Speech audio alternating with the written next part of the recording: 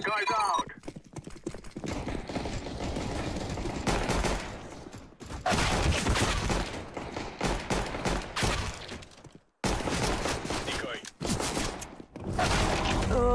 That was beast.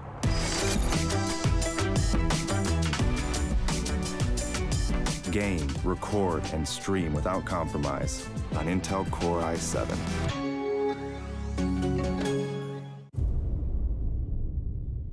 The ESL India Premiership 2018 has 3 seasons: summer, fall, and winter. The summer season takes place from April to June, while the fall season runs from July to September. Finally, the winter season takes place from October to December. Coming to tournament formats, each season is divided into 3 tiers: the professional tier, the Master League; the semi-professional tier, the Challenger Series; the Open tier, the Starter Cups. Moving on to the frequency, every season in the ESL India Premiership 2018 will see 1 Master League, 3 Challenger Series, and 3 Starter Cups. The Masters League now hosts 12 teams and players. Meanwhile, the Challenger Series has 8 contestants and follows a double elimination format. Finally, the Starter Cups are now limited to only 128 participants, so make sure you register for the Premiership now. Once you register for the Starter Cup 1, you'll have to fight your way to the top. At the end of the phase, you will get promoted to the Challenger Series 1. You should try and maintain your position in the Challenger Series 1, 2, and 3. But this is no easy task. At the end of every phase, the bottom 2 contestants are dropped out. They are replaced by the top teams from the Starter Cups. Those who succeed in the Challenger Series are rewarded with promotion to the Master League. The top 4 teams will proceed to play in the next season's Masters League. Meanwhile, the Master League runs uninterrupted until the end of the season. The 12 champions will constantly try to establish their dominance over the others. But at the end of a season, the bottom 4 teams are relegated to the Challenger Series, while the top 4 play at the LAN finale for the top prize. ESL India Premiership 2018 begins in April. The registrations are on, so make sure you sign up now.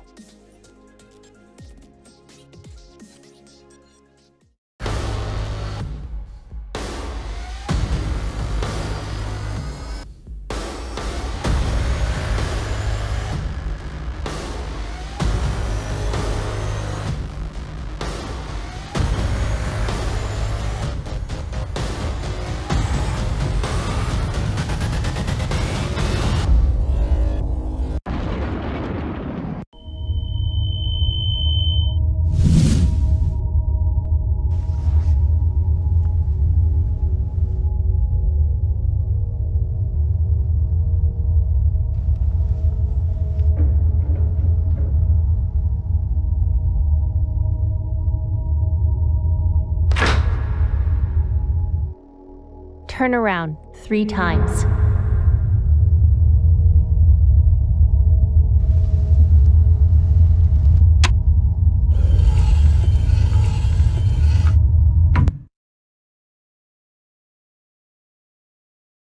Start shooting.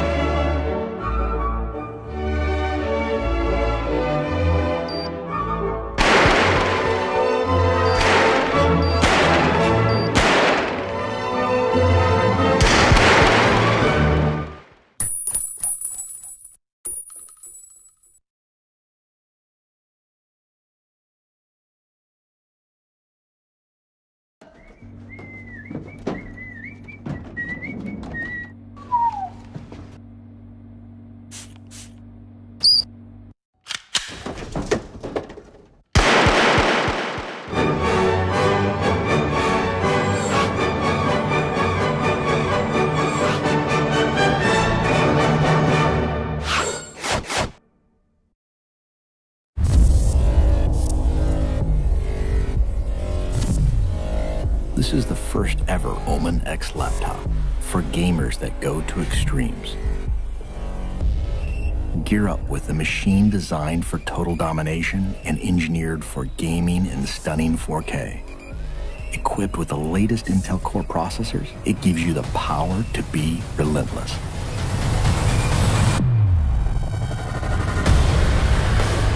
With a 17.3-inch diagonal screen and desktop-class graphics, you get maximum performance to be victorious anywhere.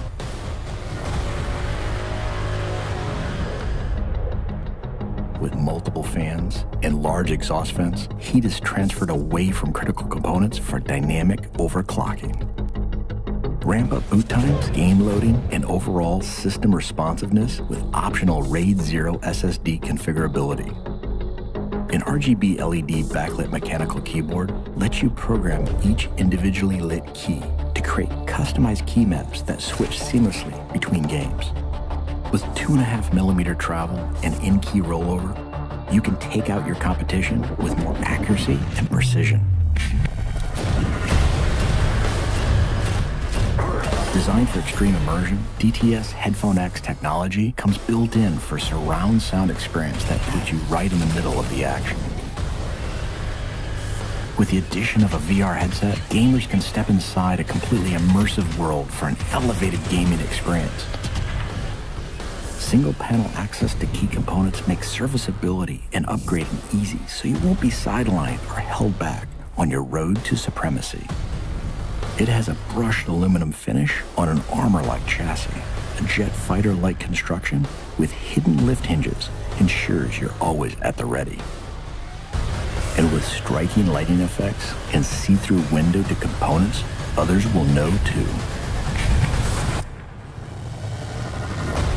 Unleash your fiercest gameplay anywhere with the extreme performance of the new Omen X laptop.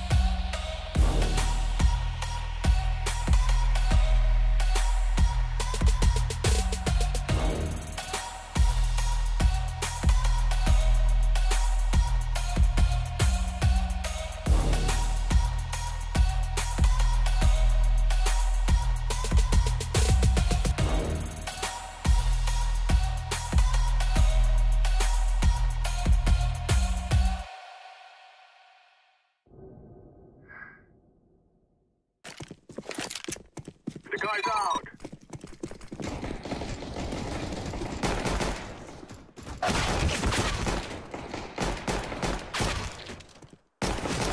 Decoy. That was beast.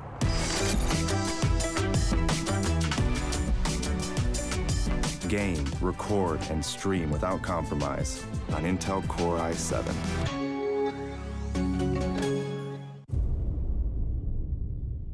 The ESL India Premiership 2018 has 3 seasons: summer, fall, and winter.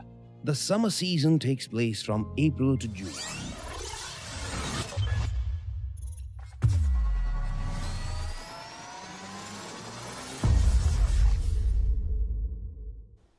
A very good evening to one and all, and welcome to another amazing day of the ESL India Premiership Summer Seasons Master League. I'm your host Angela, and this event is brought to you by owned by HP, HyperX, Intel, and organized by Nodwin Gaming. Today we have 3 great games lined up for you folks, and with me today I'm going to have Gautam, who's going to be joining me for all the 3 games. How are you? I'm very good, Angela. Thank you for having me on the show today. I'm so glad to have you on the show today.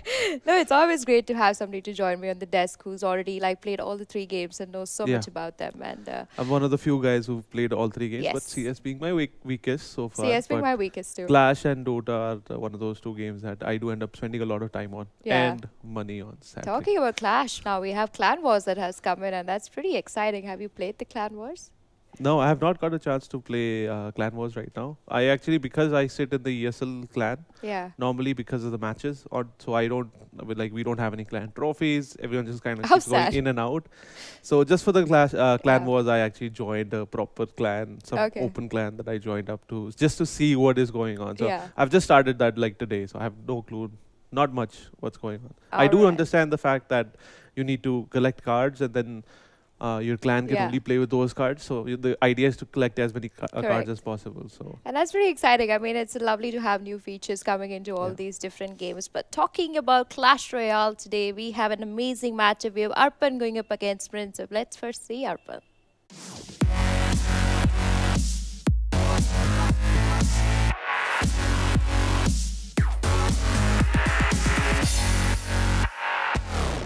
Alright, so that is Arpan. He's doing pretty well for himself. He's sitting second on the board, and he's also been a champion at this game for quite a while. So what do you think about this player in general? Well, Arpan, if you remember 2 days ago, he was on #1. And recently lost his top spot against Beast Suktishan. Suktishan. I always have trouble saying his name. So Beast was #2. He had not lost a single game, and finally he ended up facing off against Arpan. It was a great game. We actually had 6 games. 6 games, It was a best of 5 with 1 draw and going to all the way to 3-3 or 2-2 was the score at the end of the day. And it was one of the best games that I actually casted in the Premiership for a long time. Yeah, I think that was the longest game also that we had in the Clash Royale. Yeah, it was like a good 40-minute session of a best of 5. So Beast ended up dethroning Arpan from the #1 spot. So Arpan now sits on #2. He has 2 losses and 5 wins, I believe. But we can look at the graph later, the standings later. Definitely. Let's move on to our second player. And player 2 is also been a champion in the Clash Royale scenario. He's been there the 2016. Mrin, let's see you.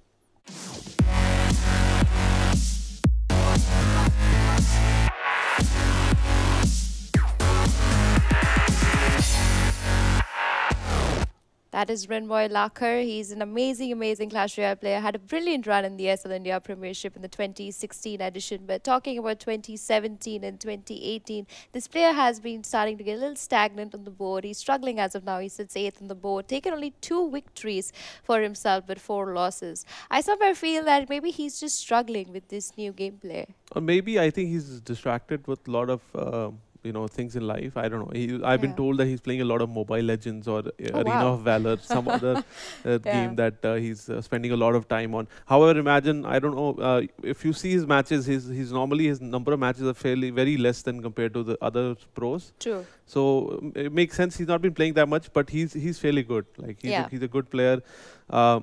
2016 was the big year for him. He kind of had the big breakthrough. Yeah. And he won the Masters. And I think once you win, you kind of just want to like sit back down and be like, already achieved what I want. I don't really. But 2017 was an on and off for him. You know, he did make it to most of the LAN events in 2017. Yeah. But however, not placing so well throughout. Except the last one, the Winters in 2017, he ended up making it to 4th and 5th position. Yeah, 4th and 5th. So that run was pretty great. It's always nice to see him get better and play to his full potential. However, speaking about Mrin right now, sadly, I would actually say that he's probably going to lose this game. Because wow. Yeah, I mean, if you look at the trophies, like, even though it's like my prediction as such, like, but he's not been doing so well. He's lost games to most of the games that we've seen him. He's lost. He has some wins. I think he just has about 2 wins. But talking about their bans as of now, we have Mrin who has banned out the Magical Archer, while Arpan has gone ahead and banned the 3 Musketeers. Good ban coming in there from him, because in the previous matchup we did see him struggle quite a bit. He actually played 3 Musketeers in the last matchup that we saw him. But again, like, he lost 3-0. The last 2 games, I believe he's lost 3-0. He's not been doing Prashant. well. He lost to Prashant. And as much as we would like to see Mrin win, this is Arpan he's facing against. And Arpan's been absolute beast. Yeah. The beast is number 1, Arpan's number 2. I don't think Mrin's was going to win this best of 5. I would like to see him take 1 or 2 games out of Arpan if possible. However, I highly doubt Mrin is going to win this game. And deep down inside my heart, I would say, like, hey, I would love to see Mrin win. But his recent performance and statistics now basically just tell me, no, it's most likely not going to happen. Mrin is not going to win this best of 5. So that is my prediction. And Mrin, if you're watching this, we've seen you play really well for a really long time. And would love to have you back on the top 4 spot. And would love to see you at the LAN events also. And however, it's just we're not seeing it right now, and it's slowly breaking our heart.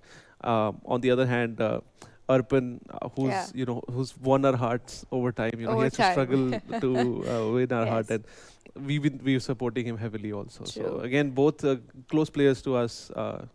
Because we've been seeing them grow for such a long time. So it's not like there's some favorite players that we have. It's just that we've seen them grow and come out of nowhere and make it to the top. So, and then we of course we remember the guys who come first and second more than the rest of the people. Unless you're the 13-year-old kid, which of course you'll not forget a random. What was his name? I forgot. Taranveer. He was brilliant at the winter season finale. And I hope we see him again sometime. Yes. So let's get into the definitely game. And after that prediction coming from Gotham, we have our caster Manoj Supergola who's going to be taking this game for us. And I hope to see who's going to take this game. So let's quickly head into it, and I will see you guys right after that.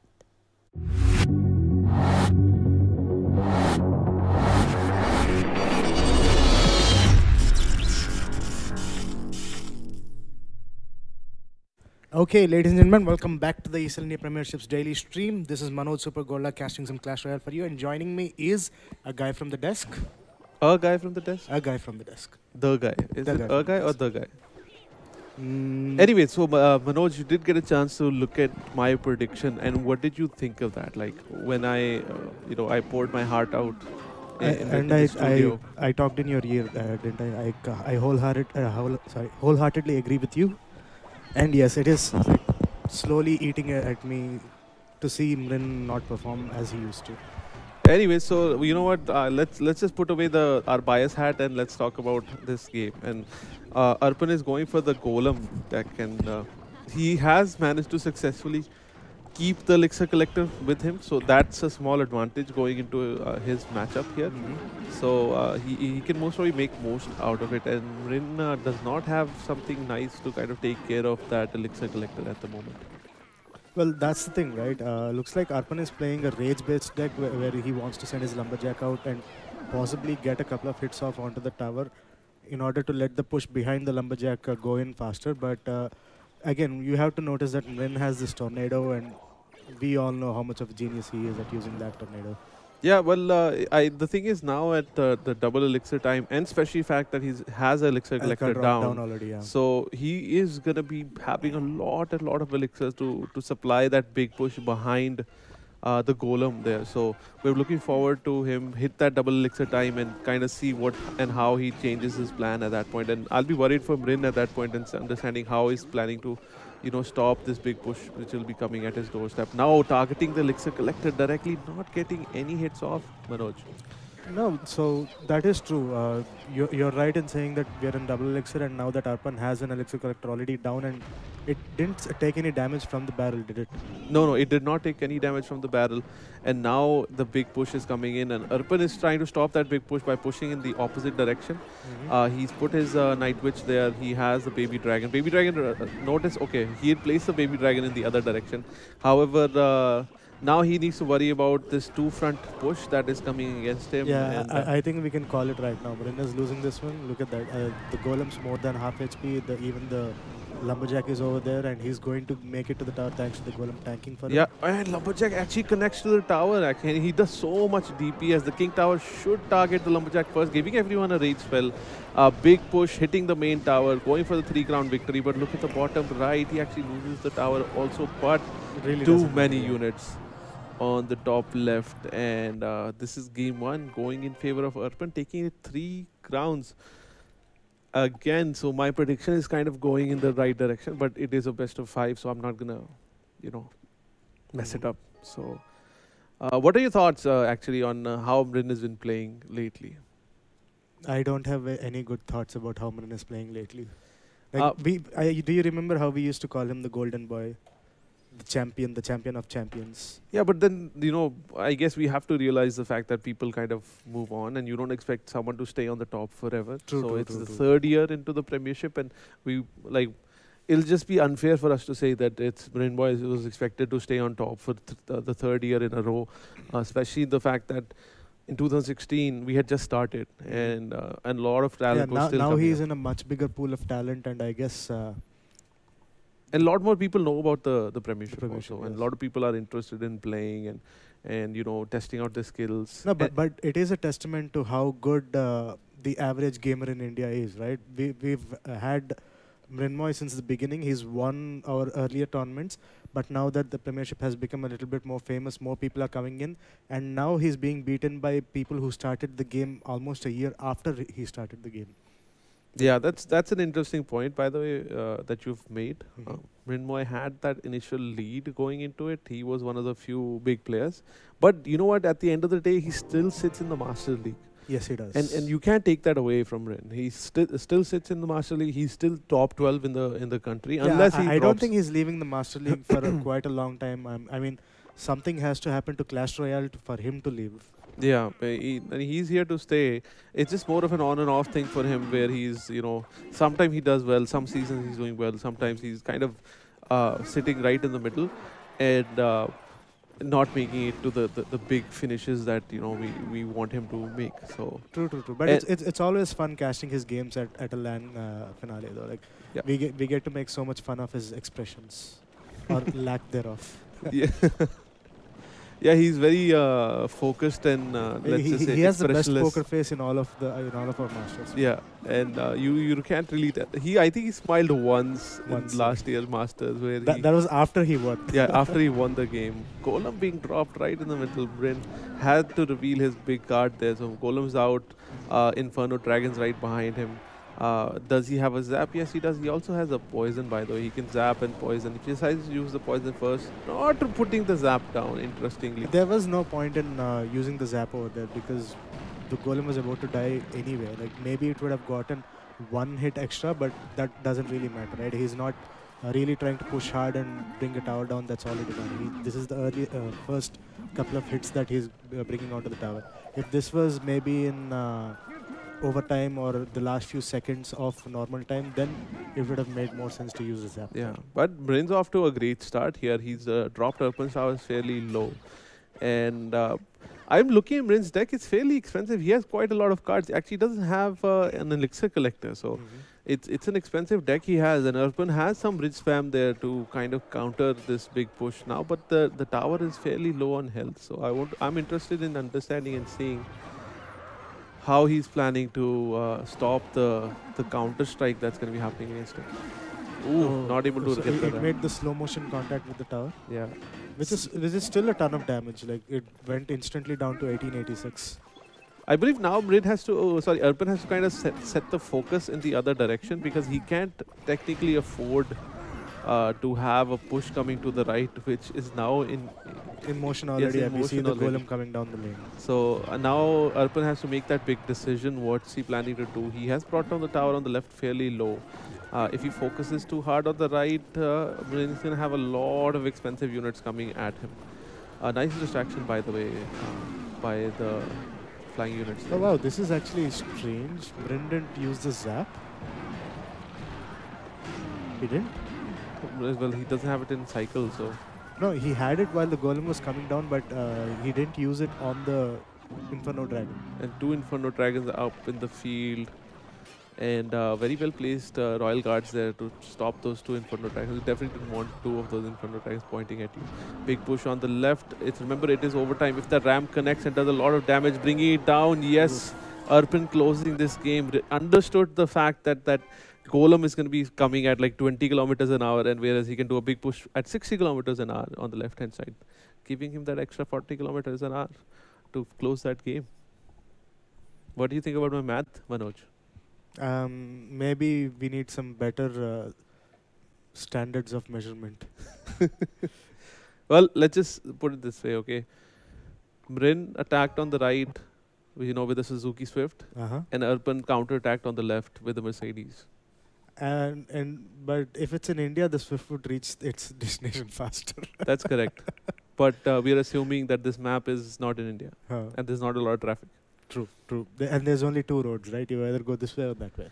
And at the end of the day, I don't think Arpan had any other choice, and Mrin also didn't have any other choice. He had to take the tower down, which had already brought down. I don't know. I'm not sure if I agree with that, because I really feel that wasn't an opportune time for Mrin to let go of his last golem on the other side on the other lane where the battle was happening. But the thing is, at the end of the day, if Mrin drops a 8 elixir golem in any place, Arpan is going to counter on the other side. He could have used the fact that his tower on the right was in a better health than the left. But at the end of the day, if they're both chipping away around like 1,000 or 1,200 HP off the tower, and Mrin could have afforded to make that trade. Perhaps. However, knowing the fact that there's a big bridge spam deck that Arpan is carrying, it's always going to be an issue. And he didn't have the Nado and Baby Dragon to kind of stop anything at its tracks. True. That would have helped. Okay, so Mrin looks like he's stuck with the same deck, and looks like Arpan has decided to do the same thing. Yeah, both of them going for the same thing, and looking at what happened in the last game, I don't know how this is going to come out any different. I haven't noticed either of the players make any huge clearing mistakes other than maybe mistiming the placements for a bit, but it looks like it's basically coming down to decks versus gameplay. Yeah, but knowing how it kind of went last time, I think if Mrin is able to successfully get a big push going now, look at this. Mrin with this lighter units making a lot of leeway on both sides, getting some action in. And but at the end of the day, Manoj, if you think this could come out any different, I would love to hear your thoughts on... maybe before the games actually started, I would have argued against that, but now that I've seen 2 rounds go dismally, I don't think... I think we're just running away from the inevitable. Yeah, and now the big push finally being thrown down. There's minute 30 seconds left on the clock. And look at that. A very, very, straightforward answer he has to this. See the golem on one lane, push on the other. Ouch. Look at that. And that ramp connects, does so much damage. There's so many... I think Mrin's given up. He's given up. This is GG from Mrin. No, he hasn't. Okay. He's still trying. Oh, he's still trying. I didn't see any units come out of it for some time. The Royal Guards are a really good unit because not only does the tower need 3 or 4 hits to destroy him, the shield effectively stops them, gives them like an Aegis style thing from Dota. And the Golemites that spawn out of the Golem, was that zap necessary there? I mean, it's a minute left. All Arpan has to do is defend, right? If he saves even 30 HP on his tower, that's a really good thing to do. It makes me sad seeing this. This is going to be a 3-0 victory for Arpan, and Mrin's going to lose this game. He has won a couple of games in this series. However, I don't know, I've not seen most of them. Like after the game goes, we should... how many games does Mrin have left? I guess we'll know when... Mrin has to play 11 in total right now, and he's played at least 4, right?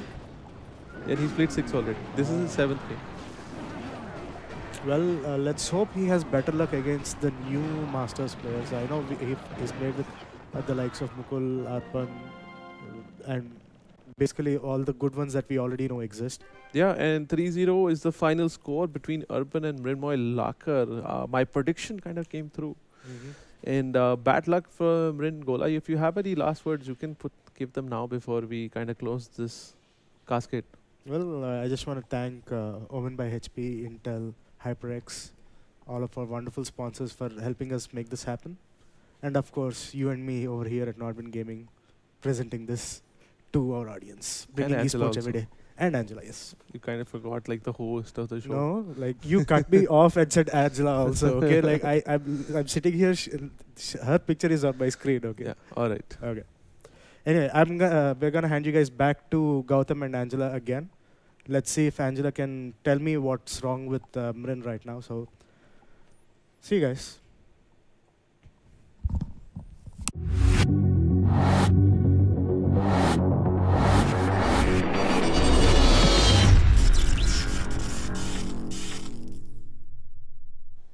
Alright, so we are back with the studio segment of the ESL India Premiership Clash Royale. Now, thank you so much, Manoj, for that recognition on camera. Talking about this game, I think like Manoj mentioned before, like Mrin is just a little bit struggling with maybe the placement or when he's dropping these heavy cards. Also, the golem, I feel it's a little overrated in I think it's more of a meta problem. Yeah, it's a meta problem. Mrin's kind of stuck in this older meta right now, and where he's struggling with the fact that, you know, new metas have come out. Few cards have been buffed or debuffed or nerfed. So I think he's still kind of stuck in this old meta where we've seen him, the last game we saw him running a 3 Musketeer deck, which normally no one runs nowadays. True. And this is something that we saw in 2017, by the way. And we saw this at the winter finale where we saw 3 Musketeer and Taranveer actually dominating the game with the 3 Musketeers. However, now things have changed and people know and understand the decks, and you need to kind of move on to newer meta right now. So True. Also, sadly not able to get that done. And nowadays this card, the Inferno Dragon, I think he's very underrated because he kind of destroys any big unit. And if he connects to anything and you don't have something to cut him off, or like a Zap or an Electro Wizard, he kind of just destroys a whole full-grown 8 HP card when he hardly costs like 4 elixir. Well, so that's the thing, right? You have a Zap basically, such a low elixir card. You have Zap to kind of stop or disrupt the And I Inferno didn't see Dragon. Mrin even uses Zap once in that way when the dragon kind of connected to his golem in both the fights. He kind of held on to that Zap. Not sure why. As Manoj told us that, it's too early and the damage was kind of done already and the golem was fairly low on health. Yeah. It was already, spawning into 2 golemites. True. So that's what it's called, Baby by golems. the way. It's golemites. When the golem breaks into 2, they become golemites. Golemites, actually. Yeah. So. But as we talk about that, we could just see the final standings of where Mrin and Arpan as of now stand. We see Mrin who's sitting on the 8th spot as of now. He's played 4 games. I think that's a little wrong. He's played more than 4 games, I think. But okay, he's played 4 games. He's won 2. He lost 2. He's got 6 I think it should be 5 points. games and the Now score he's should still be got 2-3 instead. Yes.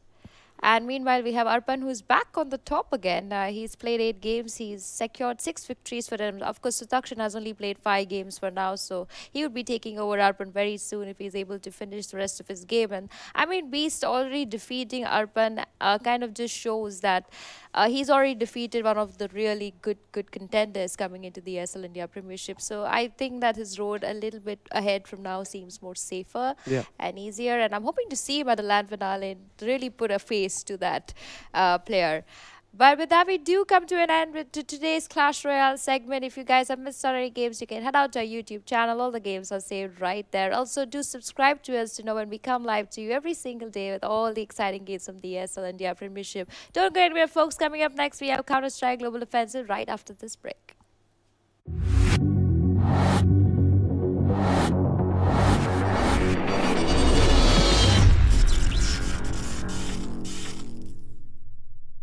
While the fall season runs from July to September, finally, the winter season takes place from October to December. Coming to tournament formats, each season is divided into 3 tiers. The professional tier, the Master League. The semi-professional tier, the Challenger Series. The open tier, the Starter Cups. Moving on to the frequency. Every season in the ESL India Premiership 2018 will see 1 Master League, 3 Challenger Series, and 3 Starter Cups. The Masters League now hosts 12 teams and players. Meanwhile, the Challenger Series has 8 contestants and follows a double elimination format. Finally, the Starter Cups are now limited to only 128 participants, so make sure you register for the Premiership now. Once you register for the Starter Cup 1, you'll have to fight your way to the top. At the end of the phase, you will get promoted to the Challenger Series 1. You should try and maintain your position in the Challenger Series 1, 2, and 3. But this is no easy task. At the end of every phase, the bottom 2 contestants are dropped out. They are replaced by the top teams from the Starter Cups. Those who succeed in the Challenger Series are rewarded with promotion to the Master League. The top 4 teams will proceed to play in the next season's Masters League. Meanwhile, the Master League runs uninterrupted until the end of the season. The 12 champions will constantly try to establish their dominance over the others. But at the end of a season, the bottom 4 teams are relegated to the Challenger Series, while the top 4 play at the LAN finale for the top prize. ESL India Premiership 2018 begins in April. The registrations are on, so make sure you sign up now.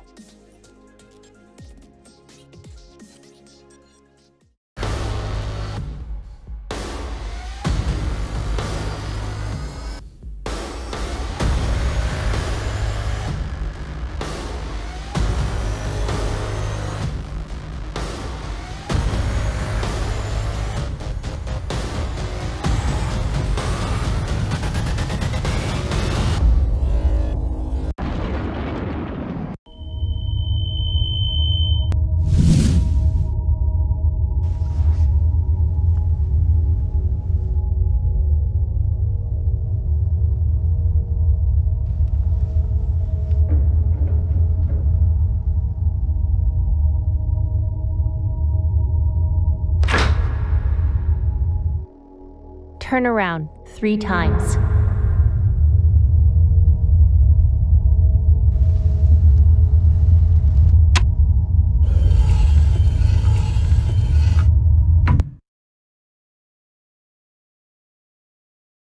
Start shooting.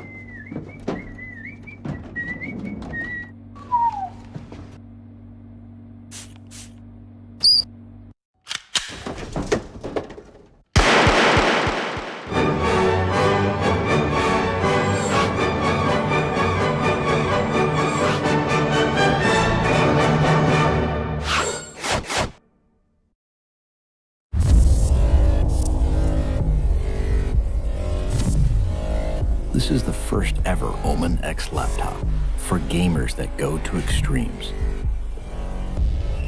Gear up with the machine designed for total domination and engineered for gaming in stunning 4K. Equipped with the latest Intel Core processors, it gives you the power to be relentless.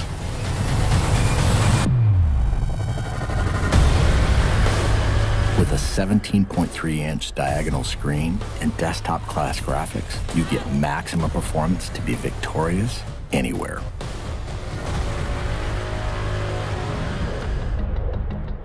With multiple fans and large exhaust vents, heat is transferred away from critical components for dynamic overclocking. Ramp up boot times, game loading, and overall system responsiveness with optional RAID 0 SSD configurability. An RGB LED backlit mechanical keyboard lets you program each individually lit key to create customized key maps that switch seamlessly between games.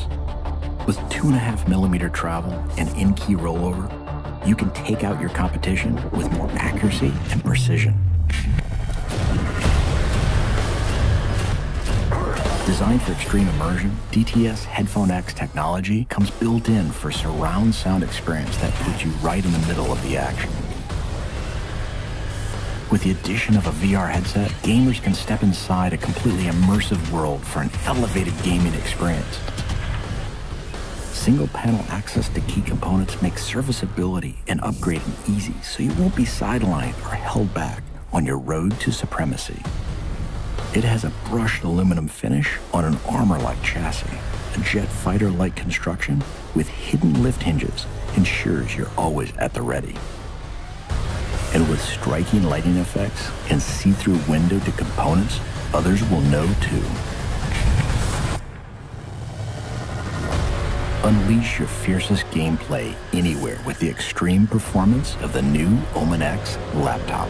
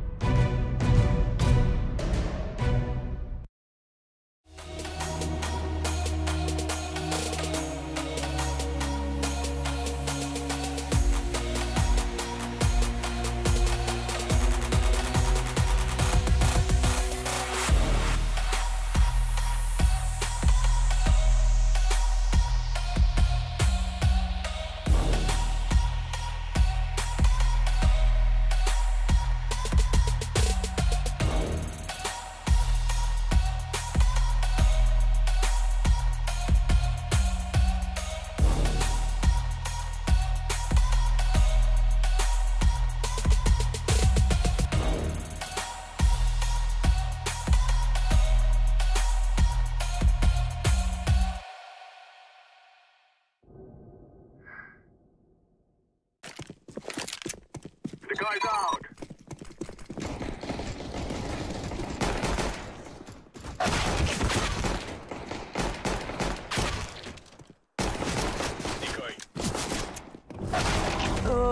That was beast.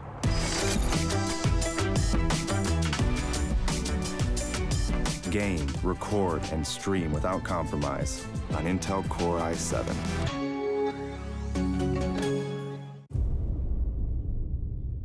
The ESL India Premiership 2018 has 3 seasons: summer, fall, and winter. The summer season takes place from April to June, while the fall season runs from July to September. Finally, the winter season takes place from October to December. Coming to tournament formats, each season is divided into 3 tiers: the professional tier, the Master League; the semi-professional tier, the Challenger Series; the Open tier, the Starter Cups. Moving on to the frequency, every season in the ESL India Premiership 2018 will see 1 Master League, 3 Challenger Series, and 3 Starter Cups. The Masters League now hosts 12 teams and players. Meanwhile, the Challenger Series has 8 contestants and follows a double elimination format. Finally, the Starter Cups are now limited to only 128 participants, so make sure you register for the Premiership now. Once you register for the Starter Cup 1, you'll have to fight your way to the top. At the end of the phase, you will get promoted to the Challenger Series 1. You should try and maintain your position in the Challenger Series 1, 2, and 3. But this is no easy task. At the end of every phase, the bottom 2 contestants are dropped out. They are replaced by the top teams from the Starter Cups. Those who succeed in the Challenger Series are rewarded with promotion to the Master League. The top 4 teams will proceed to play in the next season's Masters League. Meanwhile, the Master League runs uninterrupted until the end of the season. The 12 champions will constantly try to establish their dominance over the others.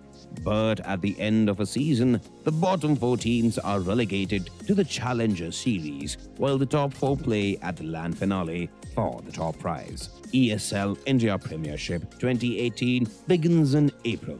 The registrations are on, so make sure you sign up now.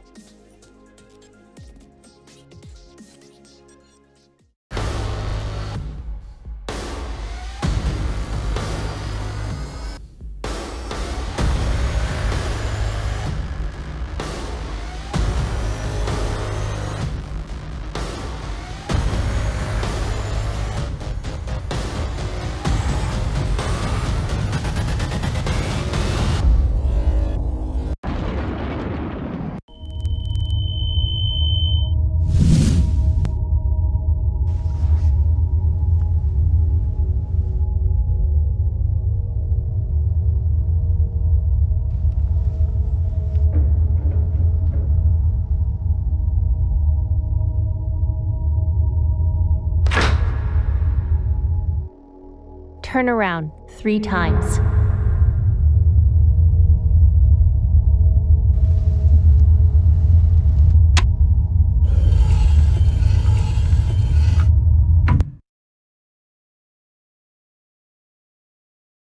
Start shooting.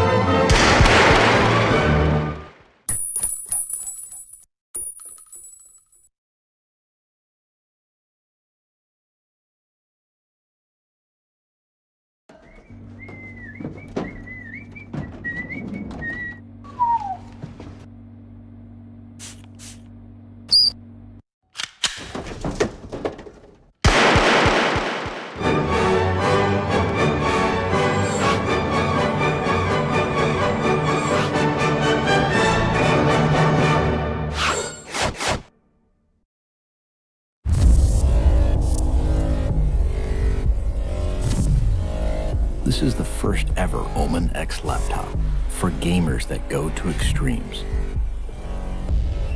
Gear up with the machine designed for total domination and engineered for gaming in stunning 4K.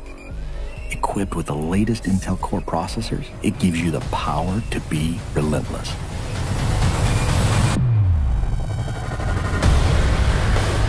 With a 17.3-inch diagonal screen and desktop-class graphics, you get maximum performance to be victorious anywhere.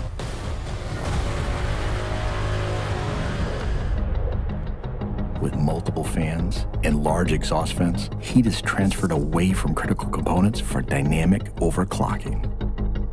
Ramp up boot times, game loading, and overall system responsiveness with optional RAID 0 SSD configurability.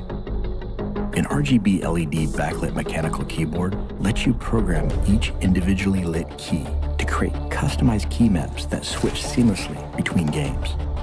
With 2.5mm travel and in-key rollover, you can take out your competition with more accuracy and precision. Designed for extreme immersion, DTS Headphone X technology comes built in for surround sound experience that puts you right in the middle of the action. With the addition of a VR headset, gamers can step inside a completely immersive world for an elevated gaming experience.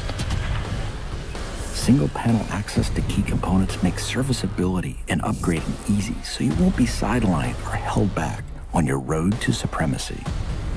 It has a brushed aluminum finish on an armor-like chassis. A jet fighter-like construction with hidden lift hinges ensures you're always at the ready. And with striking lighting effects and see-through window to components, others will know too. Unleash your fiercest gameplay anywhere with the extreme performance of the new Omen X laptop.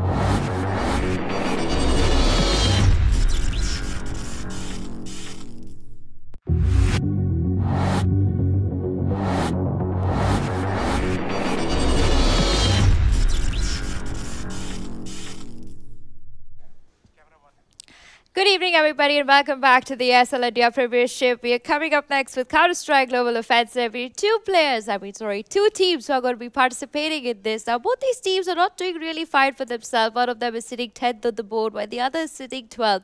But I'm sure that this game is going to be a game changer for one of these. So let's first see who these two teams are. Team Iyati, let's see you first.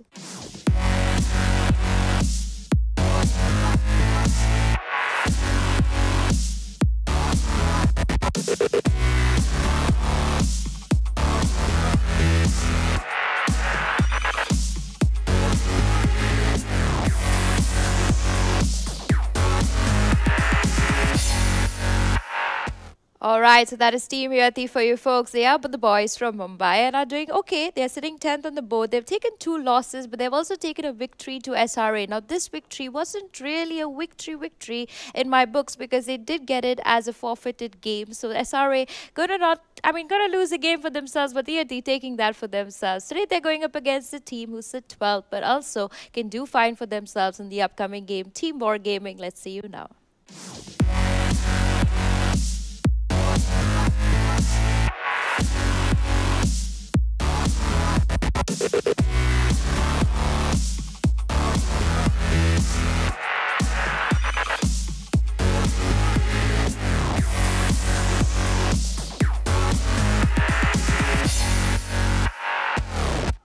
Alright, and that is Team Wargaming. They have to win some games for themselves if they want to really get out of this really red zone for themselves in the bottom of the leaderboard. If you look at the standings as of now, both these teams are at the lower end and they need to go and make their way up if they want to secure their position as of now in the Masters League. But let's see how these two teams are going to go. As you see, Wargaming has already played 8 games and taken only 1 victory. That too was taken because one of the teams forfeited a game. And also Iyati, meanwhile, they're sitting on the 10th spot. They've played 3 games, so they're looking pretty fine for themselves. Even if they do take a loss as of now, they can still climb up on the leaderboard. But War got to be very careful if this loss is very strong for them. But now let's see what the teams have banned. So let's check out the veto and see which of these teams have banned what. We have Mirage, Dust 2 and Train getting banned out over there, and we also see Inferno, Cash and Nuke getting banned. And the map they're going to choose to play is going to be Overpass. I don't really know much about this map, so let's have a look at this before we talk about this more. Overpass. A mix of vertical and classical designs makes this map one of the favorites of many professional teams. The team that controls the connector usually comes out with the win.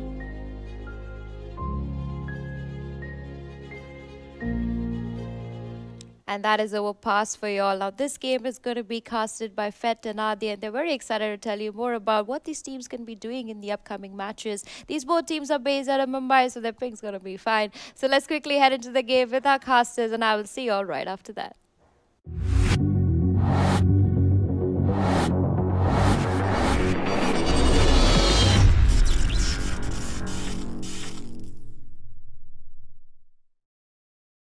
Stroking their cock.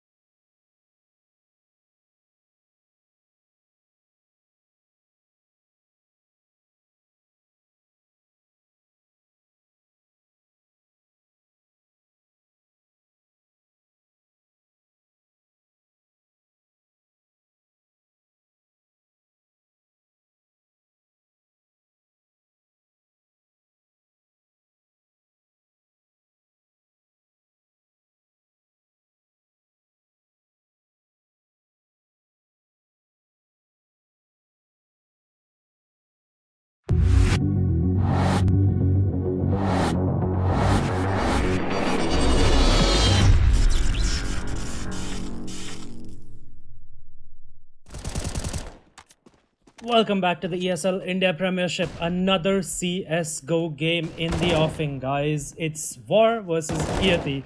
And this is the battle for survival, basically. I'll be your caster today, Adi, and I'm joined by the ever-jovial Fet. How are you doing, buddy? I am absolutely overjoyed that I don't have to cast Inferno or Mirage. Overpass is my favorite map, and I am so glad to see this being picked today. I was actually expecting it to go to either a Mirage or an Inferno, but my god, Overpass, it just made me like break through my shackles of boredom that a normal workday brings, and now I'm pumped. Yes. Can't wait. I agree. I really like Overpass as well. I think it's common knowledge that it is my favorite map. And but anyway, like War on Overpass, they didn't look really great against Brutality. Remember, Brutality gave them a spanking. It was a 16-2 victory, and Brutality played the game terribly, in my opinion, and they still won 16-2. So I really hope that War has learned from that.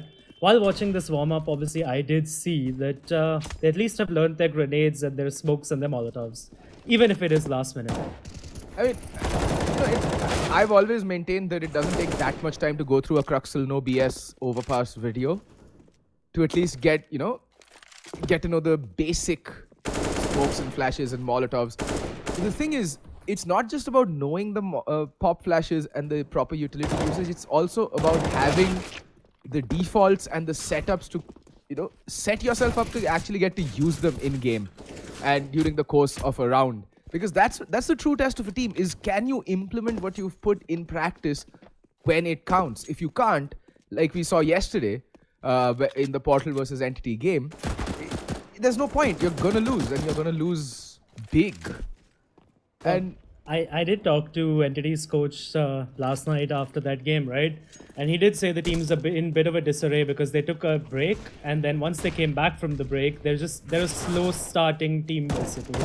And the break usually means for them that that they're not on point. They don't have as good as a map pool as they did in the start of the tournament, and that's why they defaulted to Mirage, the more pug style game, and that was the mistake there yesterday for Entity, going for Mirage when honestly it's their worst map, at least according to me. I've seen them play on it multiple times, and I still think it's it's not their map. Yeah. I think they're better off playing Nuke than they are playing Mirage. They're better off playing Dust 2, man. No, I've played with those guys on Dust 2. Trust me. No. At least you can let Sai and Marzel go crazy, right? And Iyati, by the way, has a technical issue, so we're being delayed by them. And yeah, we're gonna have to see what's gonna happen, because I think it's probably they're playing from a cafe, right? So it's probably a client port issue. Yeah. So maybe our admins can relay that to him. Just set a random client port, something like 27006 or something like that, and he should be able to join the server. But yeah, I mean, could you take the camera off Finish, because I think Finish may have just finished watching an entire season of Shaktiman and is really inspired right now. This man just won't stop spinning. That is not my area of expertise. Yeah, I have no idea. I have no idea about what that reference is and why does Shaktiman have to spin around like that? Because that's his USP. He spins around, changes into his costume, and wow, even Saz. Wow, Shaktiman's really picking up in popularity now. Wow. I'm impressed. It definitely isn't. And for any millennials tuning in, I have no idea what Shaktiman is either, so you're not alone in that. But yeah, I mean, while we're rambling, right, I think why don't we do quick predictions, right? Because again, like I said in the start of this game, this is the battle for survival, right? Iyati is sitting down at the 10th position, War is in the 12th position, and they really need to pick up the rest of their games if they want to, at least, I don't think they're going to be able to get to LAN now, but what they need to do is they need to be in the 5th to the 8th positions to basically stay in the Masters League. And one of these teams is going to stay bottom, basically, and the other one may just have a chance at survival. Yeah, exactly. Yeah. Well, I mean, the thing is, I'll be honest with you, I'm not very comfortable making predictions because, like you said, right, War's previous showing on Overpass was nothing short of, diabolical. And Iyati, I haven't really watched them play Overpass very often. The last time I watched them play Overpass was against TMG in the last year's fall season of the Masters League, ESL India Masters League. And let's be honest, Overpass minus Ekvitas wasn't really TMG's fort either. They were all over the place. Veerbhadra just had a field day running around killing everybody. And talking about Forte, by the way, I still got it. I actually, I subbed in for Brutality the other day, the other night, and we scrimmed Iyati on Dust 2. We won 16-1. My God, you just love showing off the fact that you're a pro player. I was a pro player. Listen, you're in India. There is never a pro player. I think Mrin and Mithil have together retired more times than the entire. I don't know. I think they've retired at least 6 times cumulatively by now. No, but I do prefer being talent and being on the tournament organizer side of things, though, to be honest, because I mean, for anyone who's seen me on camera, right, you can tell that I've lost all my hair, and I'll tell you what, it's because of the stress of playing Counter-Strike. I thought it was because of the Bangalore water. Yeah, yes, it was. I was just trying to make a joke, Fed. The joke. The joke. Haha. What is that term people keep saying? Bhavnao samjho, yeah. Bhavnao ko samjho. Yes, exactly. Understand me, my friend. Yes. I get you quite well, fam. We're still waiting on the 5th player, though. This is, I mean... Well, they have 4 more minutes or 5 more minutes before this game is forced live at 5v4. Or of course, Iyati can forfeit, which I don't think they'll want to do. And finally, Slots getting into the server. So we are a go, boys. The game's going to go live now. War versus Iyati. You didn't give me a prediction, Fet. I told you I'm not very comfortable making a prediction because I'm going to force you to make a prediction. All right. I'm going to say... Gonna go to double overtime and it's gonna be a prison yard knife fight, and I think War may just take it in the end. Iyati taking a timeout because I'm pretty sure Slots needs to load up his config because he just changed the PC at the cafe. But yeah, I mean, yeah, but like I said, I've not seen these two teams play on this map, in a way that makes me comfortable making a prediction, so take that with a grain of salt. They're all 10 players are quite capable aimers and mechanically sound in their own right, but Overpass is a map that is won or lost based on your team play and not on individual brilliance. So it'll come down to who's the better team on the day today. I agree, and I did see a few flashes of brilliance by War on their CT side, right? And of course it was that game against Brutality, I don't think it's the best thing to go off of because, Brutality kept giving them the entry frag, right? That's the thing. Yeah. But there were a few flashes of brilliance by War, and I think it was Oops who had a 4K on the pistol round as well, on the CD pistol. And the T side obviously was very lackluster, though. They had no executes, they had no nothing. They were just brute forcing it to the B bomb site, and that's not the way to play Overpass. You could do that once or twice or maybe even 3 times to just change the pace of the game, but you can't rely on just that. And that's why I think for War it's really important that they pick up at least 10 or 12 rounds on the CD side if they want to win this game. That is true. And one more thing I noticed about War's T side on Overpass was their complete and utter lack of map control and how telegraphed their plays were. Like, Brutality almost always had 3 players or 4 players on the site that War were going to hit eventually.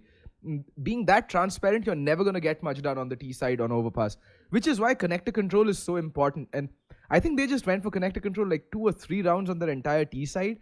The rest of the rounds, they were just content having either B long control or Waters control and or on the flip side, A long control and A short control.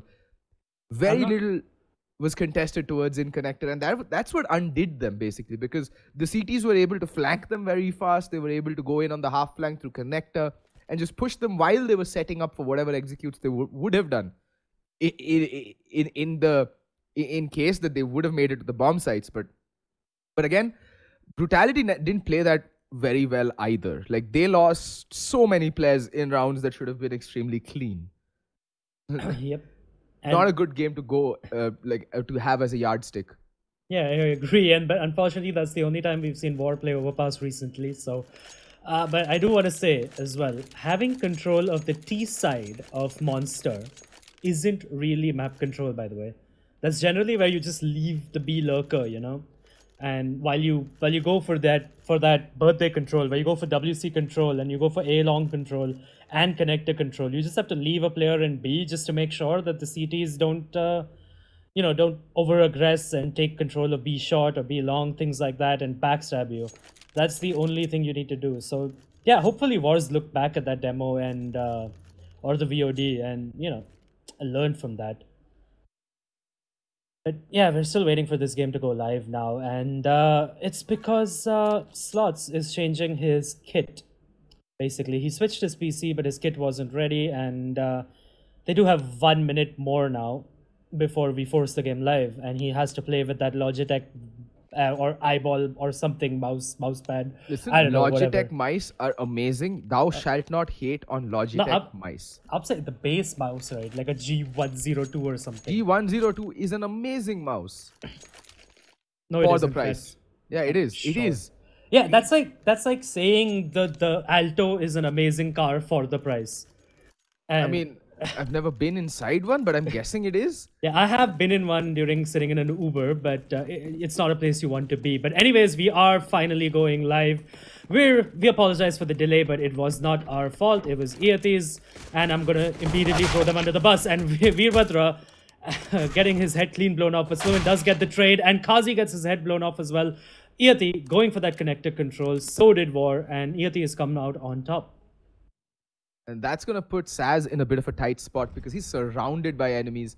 And he needs to make a play right now because, well, they do have the SK boost over towards the B bomb side. But Saz, he's going to get overrun. And I think, yeah, Iyati are going to be swinging towards the A bomb side. The rotation is going to come in, but Obster, he's going to hold a 1v4 push essentially. Because Oops is still pushing towards B shot, trying to ascertain whether the coast is clear. And then he's going to go in with the flank. Obster does have a kit. That means the aim punch is going to be real. And that smoke is going to give him away. He gets one kill. Gets to okay. Then Obster, oh, peeking out. But he's actually given Oops a fighting chance in all of this. But Oops, wow. But Oops just getting dicked. Like, he just got insta-dinked down to 24 HP. He's red. And he's more or less dead. And yeah, now he's dead. Unfortunately, the backstab not working out for Oops because Ego was aware of the possibility. And that's the case, right? I mean, the mistake there was that Oops and Opstar should have just played together. And especially in a 2v4, right? Because Opstar actually gave them a chance, right? By getting 2 kills from a position where he shouldn't have, honestly. Like, that suspect plays smoke as well. Like, I don't know why he would smoke off the right side of truck there, right? It's generally a T side that does that to get to the bomb site. So he still managed to get 2 frags. And Iyati, I like this. They're going for the timeout because you know, I'm pretty sure they need to discuss the fact that they don't need to lose this this anti-eco.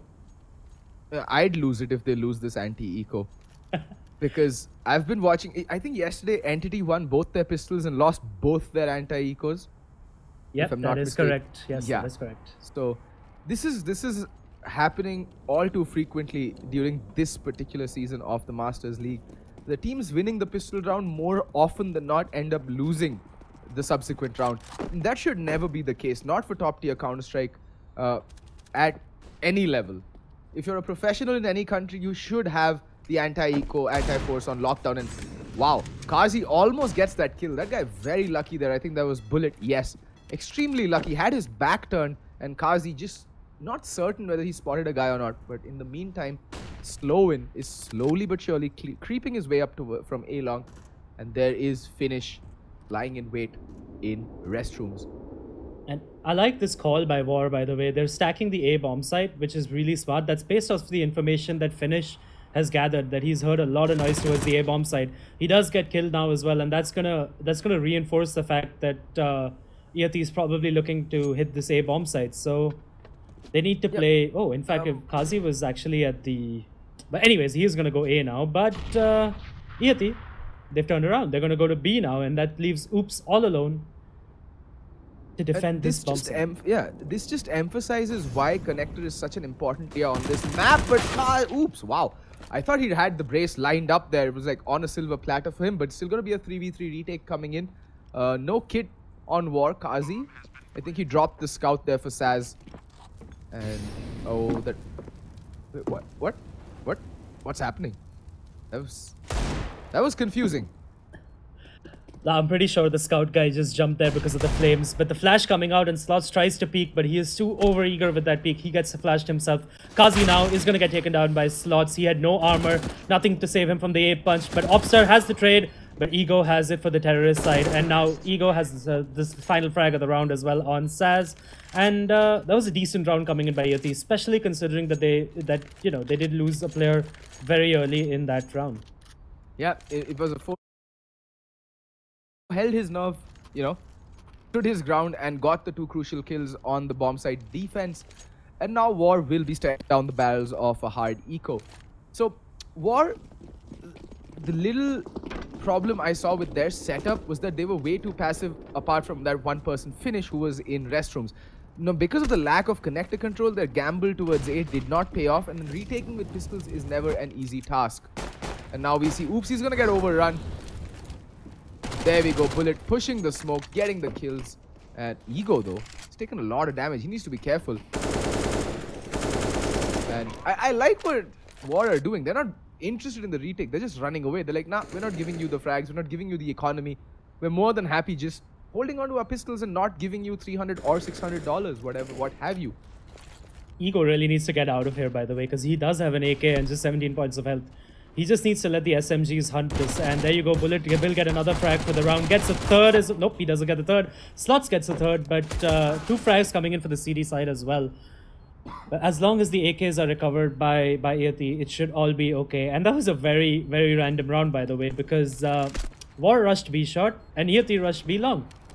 And it was just, they just passed each other. Veerbhadra, well, the frag denied for him. That's actually, if he did that purposely, that's kind of smart, right? Because he denied the $600 to Veerbhadra there. Yeah, pretty much. And ensuring that, like, he had nothing invested, so he had literally nothing to lose.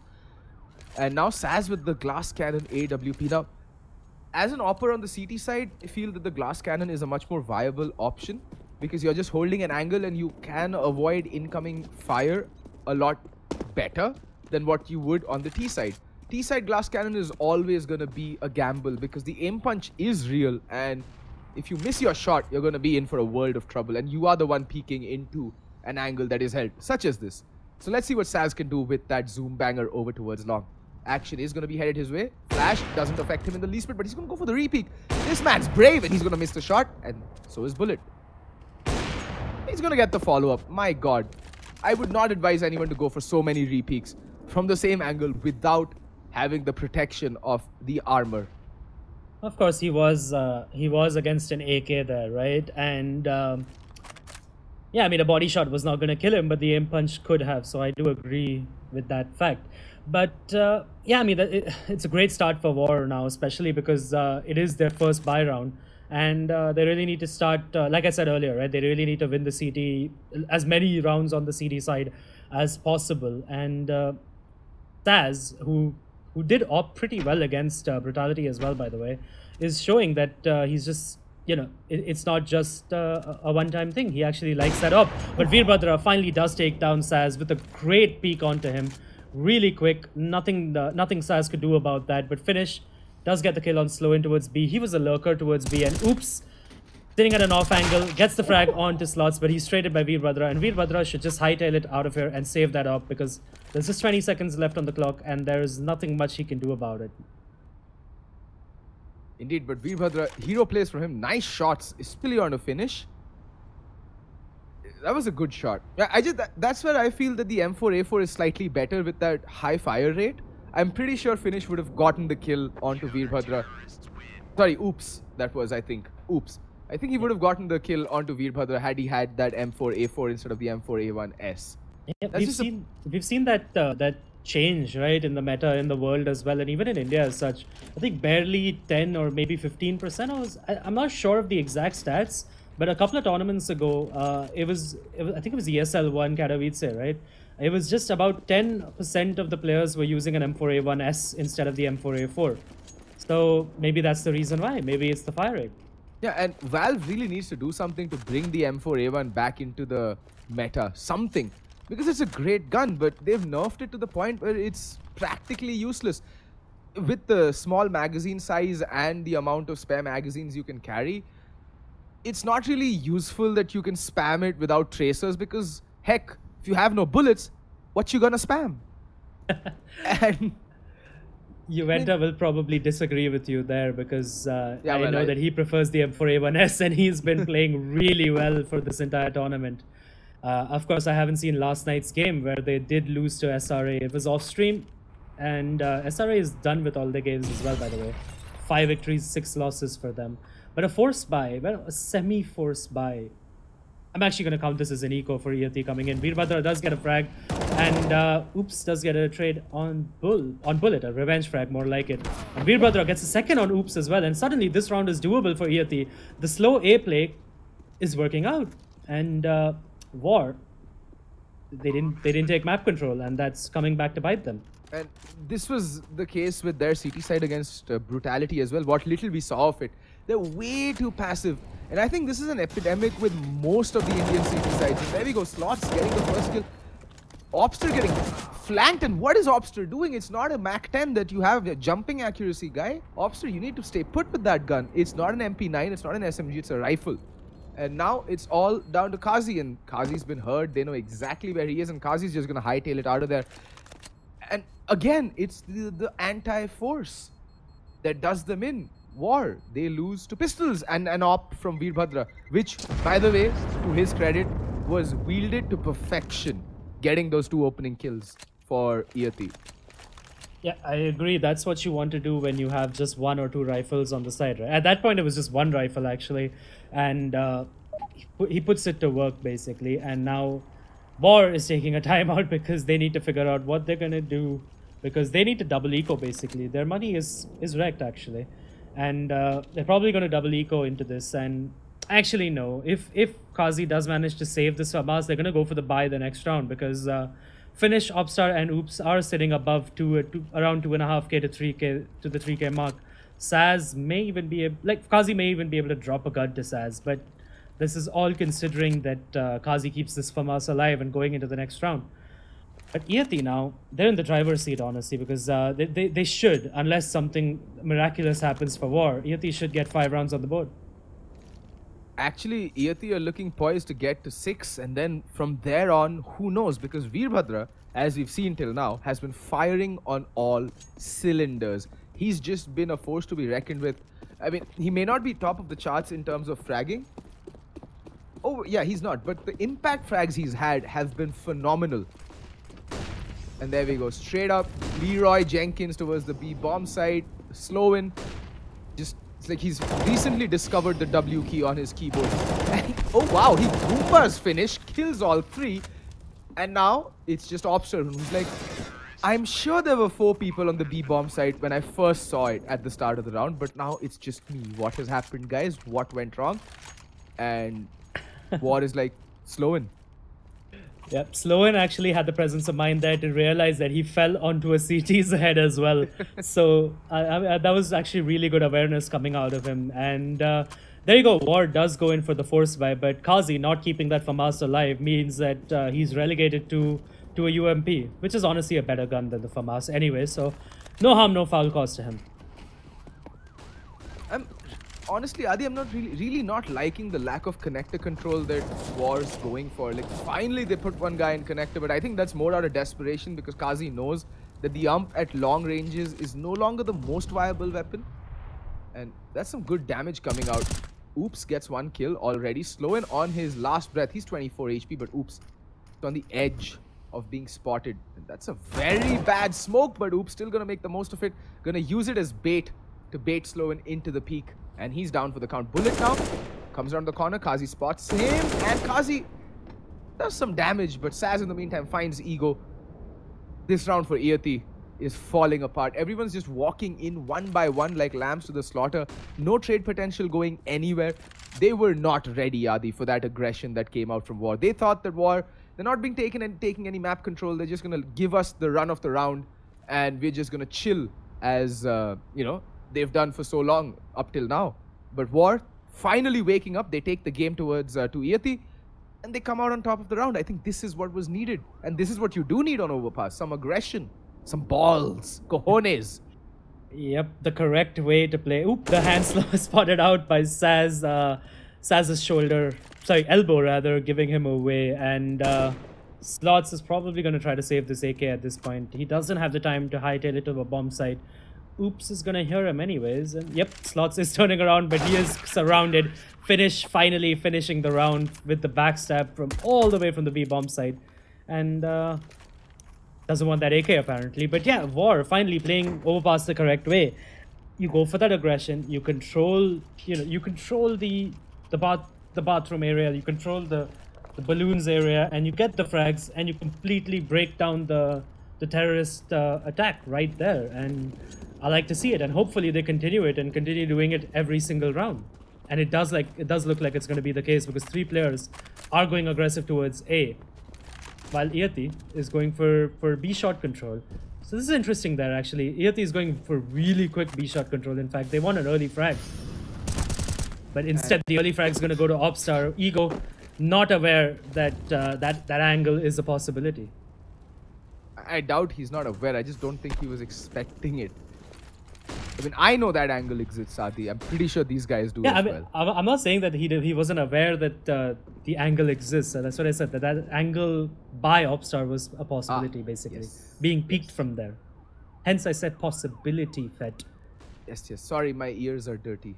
But yeah, the first frag going to War again now. And that helps. Like I said, that helps. Now they can just play in the back, and Opstar is completely white. He's going to be checked as well. Slots is going to get the first kill. Slow in as well. Perfect entries coming into the B bomb side, and Kazi is going to level up the score. It is 3v3 now. Kazi shooting through the smoke, but he is saved. And sorry, Slow in, the bomb planter, is saved by his teammate. Saz though gets a frag onto Slots, and it is, in fact, I'm not sure if Saz is aware. This is a very doable retake, but yeah, he's not aware. He's not aware that Slovin and Veerbhadra are on their last gasps of life right now. So he is gonna try to save that op because he doesn't have a kit either, and it's another reset for War. It's heartbreaking for them. Yeah, and it all came down to just very good utility usage from Iyati on the final push onto the B bomb site.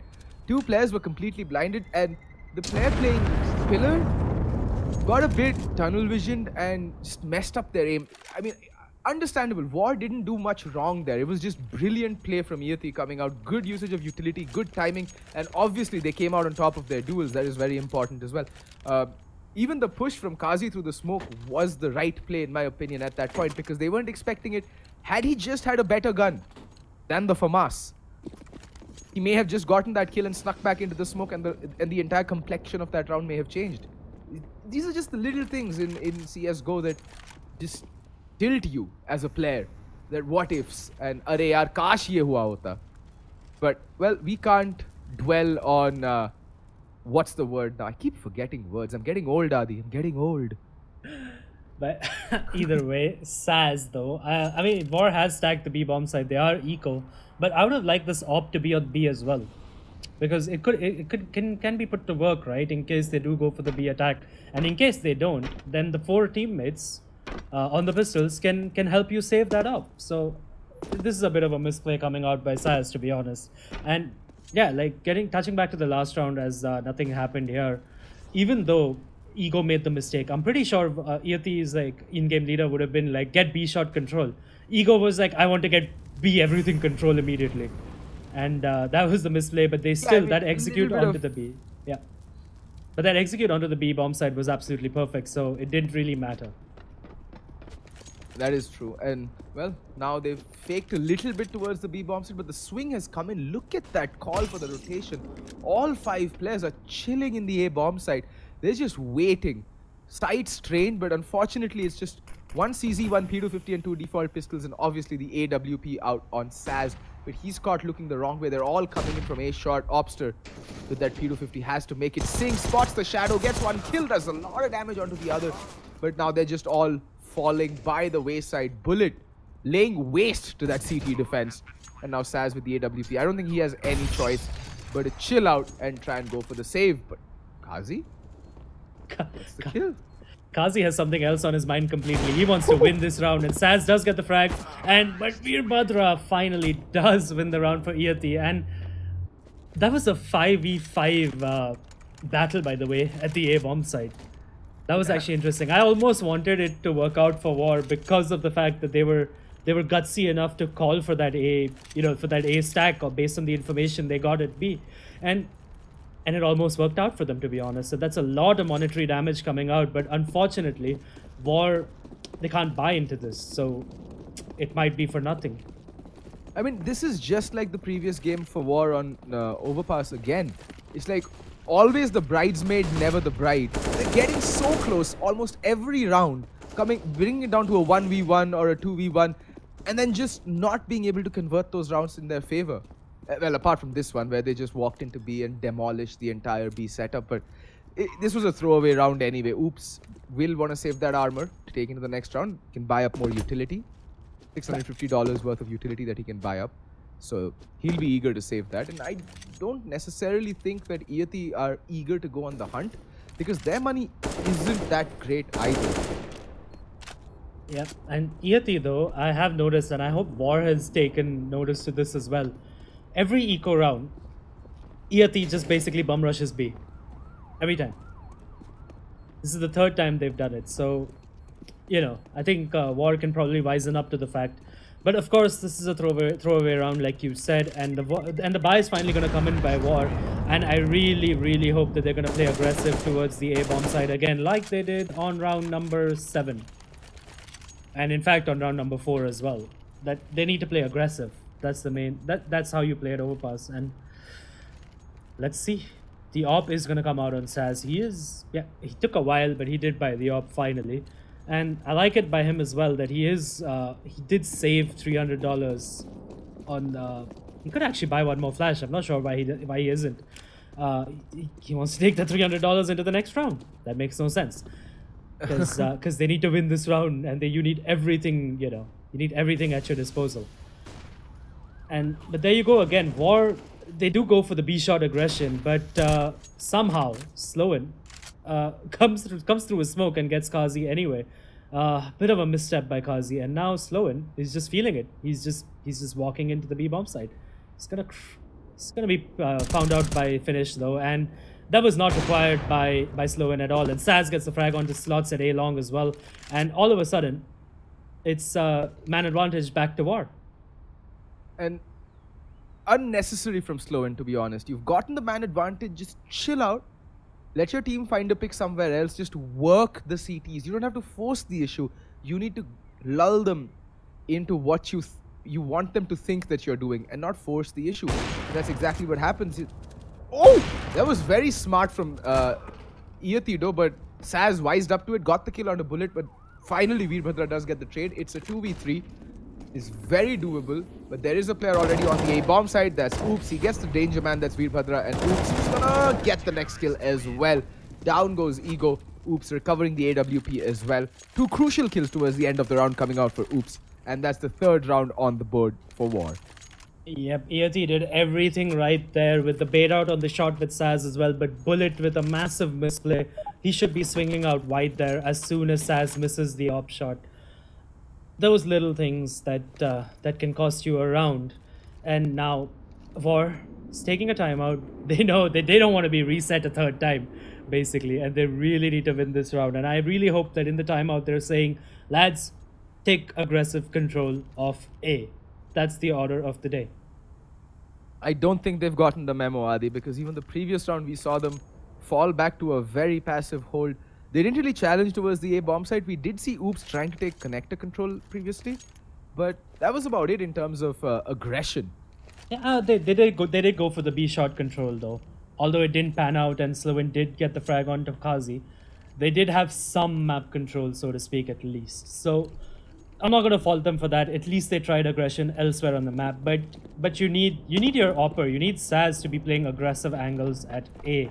And now Iyati, it looks like they're gonna go for the B rush because it's been working out for them. So why the hell not? And Finish, Opstar and Finish just want to take B shot control again. And they do realize that Iyati has sneaked in from the monster tunnel, and Finish does get the first frag onto Bullet. No trade coming in by Iyati there, and Opstar as well swinging out from B short, not checked, not accounted for, and all of a sudden 5v2, sorry, and Iyati, they're stuck between a rock and a hard place. Sloan does get 2 frags before being taken out, though, doing some monetary damage. But a very important round for War finally picked up. They have not been reset. And now off the back of that, they could probably buy for an extra round. And more importantly, that is a textbook example of why you don't bum rush B against a fully stacked opponent. Because utility.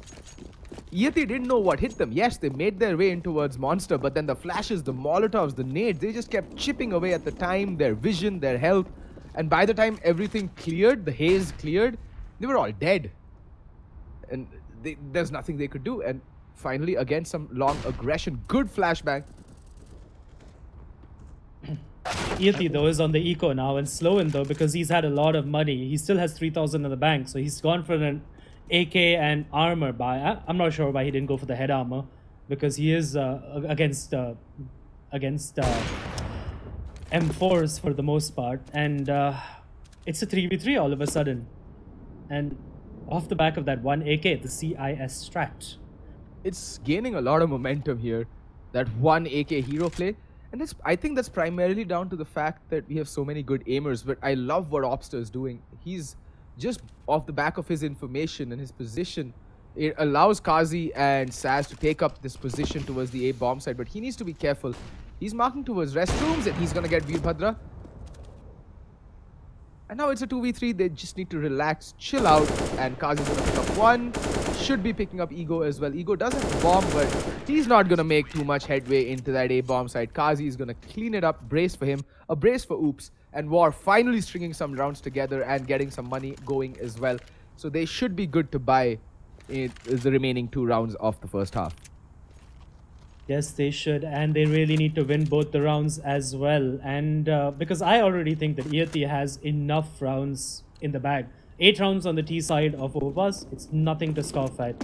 But yeah, I mean, considering how War has been playing the CT side, and I actually wouldn't be surprised if Iyati does adjust and manage to pick up these final few rounds.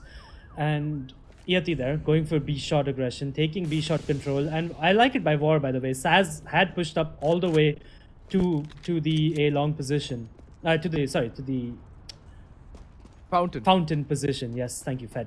And they have got the information now, and because of that, they do have 3 players at the B bomb side, and that's what you get by aggressing B, by aggressing A. Yeah, like simple info plays. That's what comes in very handy in Overpass. But Hopster gets the opening pick and has the presence of mind to back away, not get greedy. This has been Iyati's undoing, in fact, in the rounds that they have lost. Is that they keep getting greedy and keep handing their frags over to the CT side on a silver platter. On the flip side, War have shown real discipline. Yep, I agree. And Bullet running through a Molotov. It's not working out for him. Slots does get a kill though, but Obster is locking down the bomb side. The trade's going in the favor of the counter-terrorist right now, and Veerbhadra is left in a 1v3. An AK, the C4, and a Dream. Can he do this? It's highly unlikely. It's going to be miraculous if he does, because there's just 30 seconds left on the clock, and Veerbhadra has to pull one out of his backside if he wants to clutch this. Best part is War really aren't peeking him one. They're not really peeking him one by one. Oops. He tried to go for a double peek there with Finish, but Finish had just overshot a little bit. But the moment Finish realized that Oops is going to commit to the peek, he doubled back.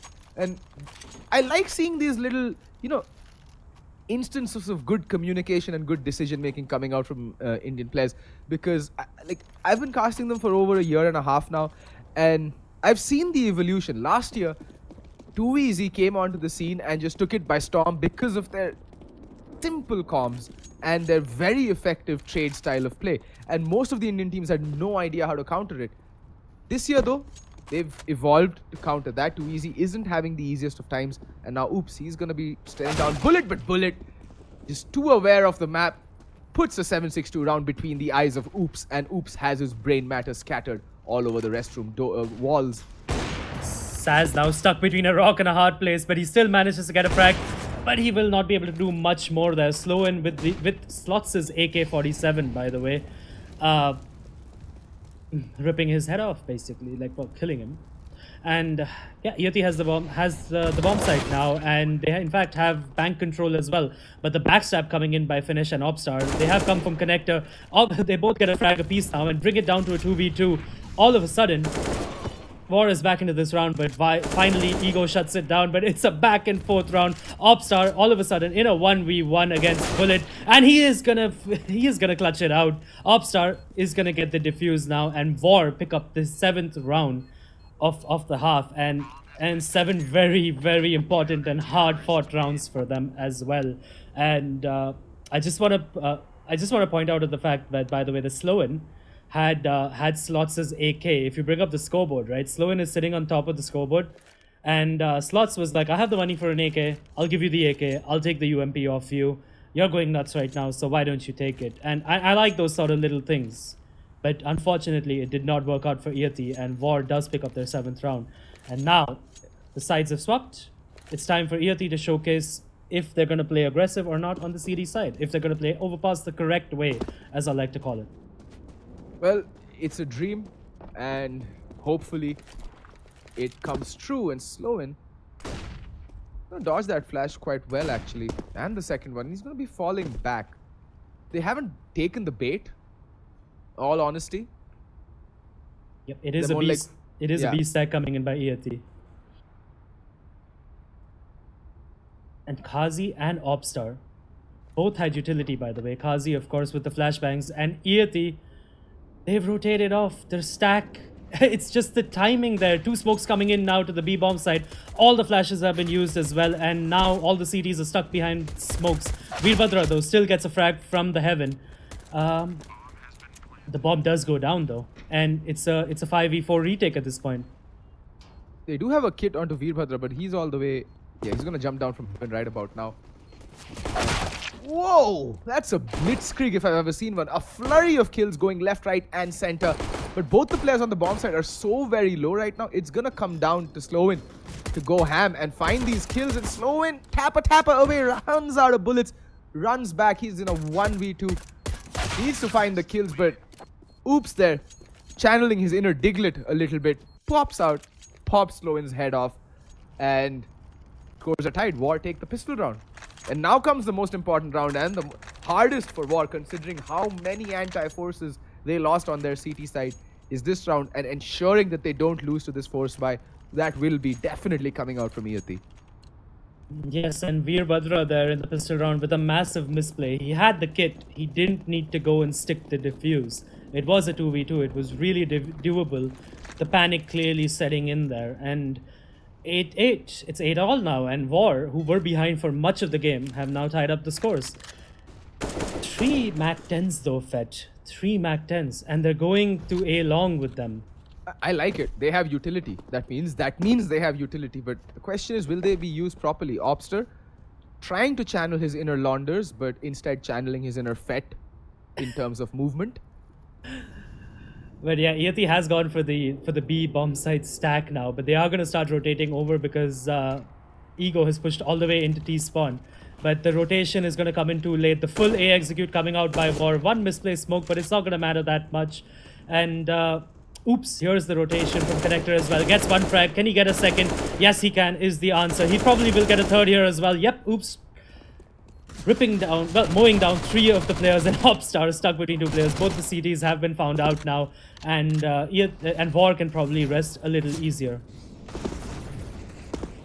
Wow, Opster just got jebaited there. He was like hungry for those eco frags, and the moment he jumps through the smoke, the 2 CTs walk past him and jebaited immediately.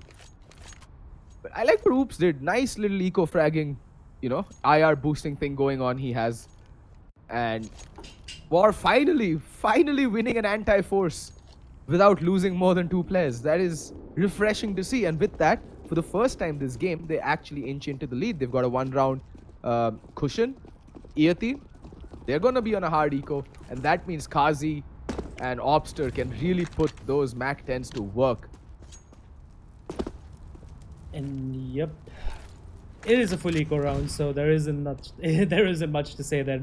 I do like the fact that Iyati is stacking the bomb side. They are taking a risk, right? It's better than better than playing a default spread out setup, and now their risk hasn't panned off and they're going back to a default. So I spoke too soon. Commentators cursed. Welcome to the show.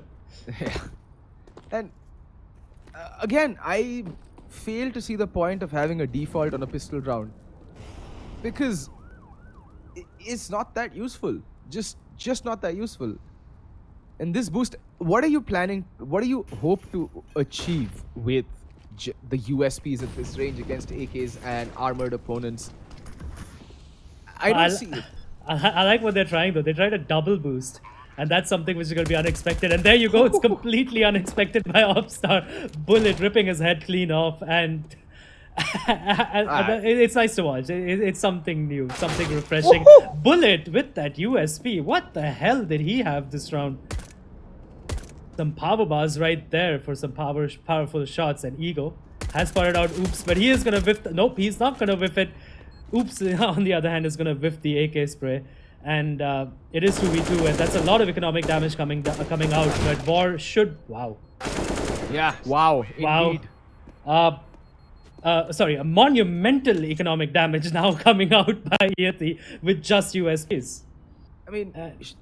should Iyati just have double ecoed? Maybe they could have won one of the 2 rounds, judging by how good their USPs were in the previous round. I mean, that is not something you expect to see on a hard eco. Getting 4 kills and getting the dink onto the last player.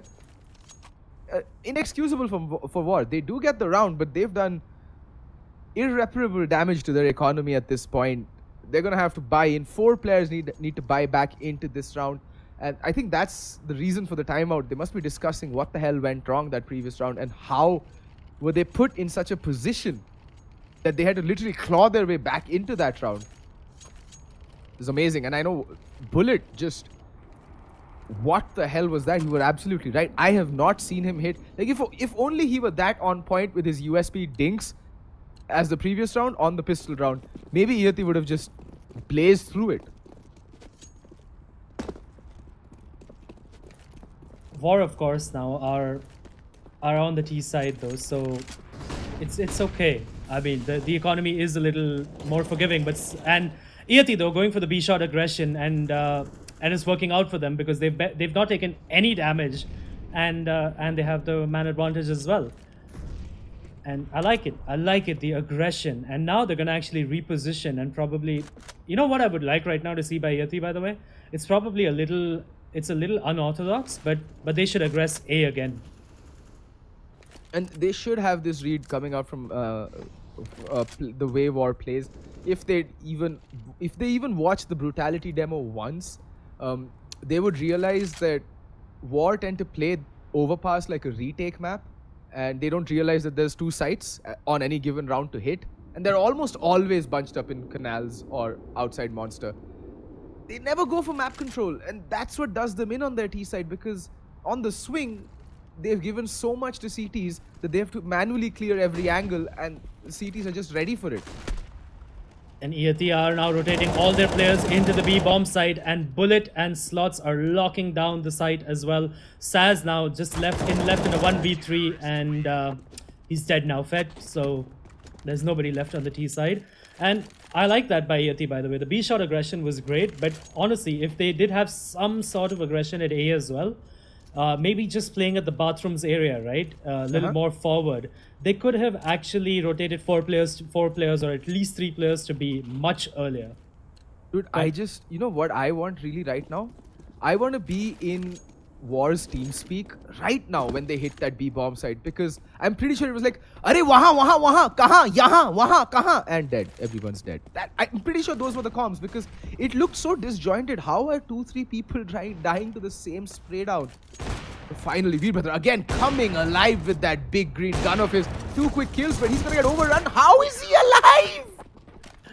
How? Somehow Veerbhadra staying alive there. The P250 on the T side not doing enough damage to him, and Slots as well. Because Iyati had B shot control again, they rotated so quickly through connector, just showing you how important connector control is in overpass. And now Iyati are back. The scores are level now, and it's 10-all. And Now finally though, War is back to a gun round.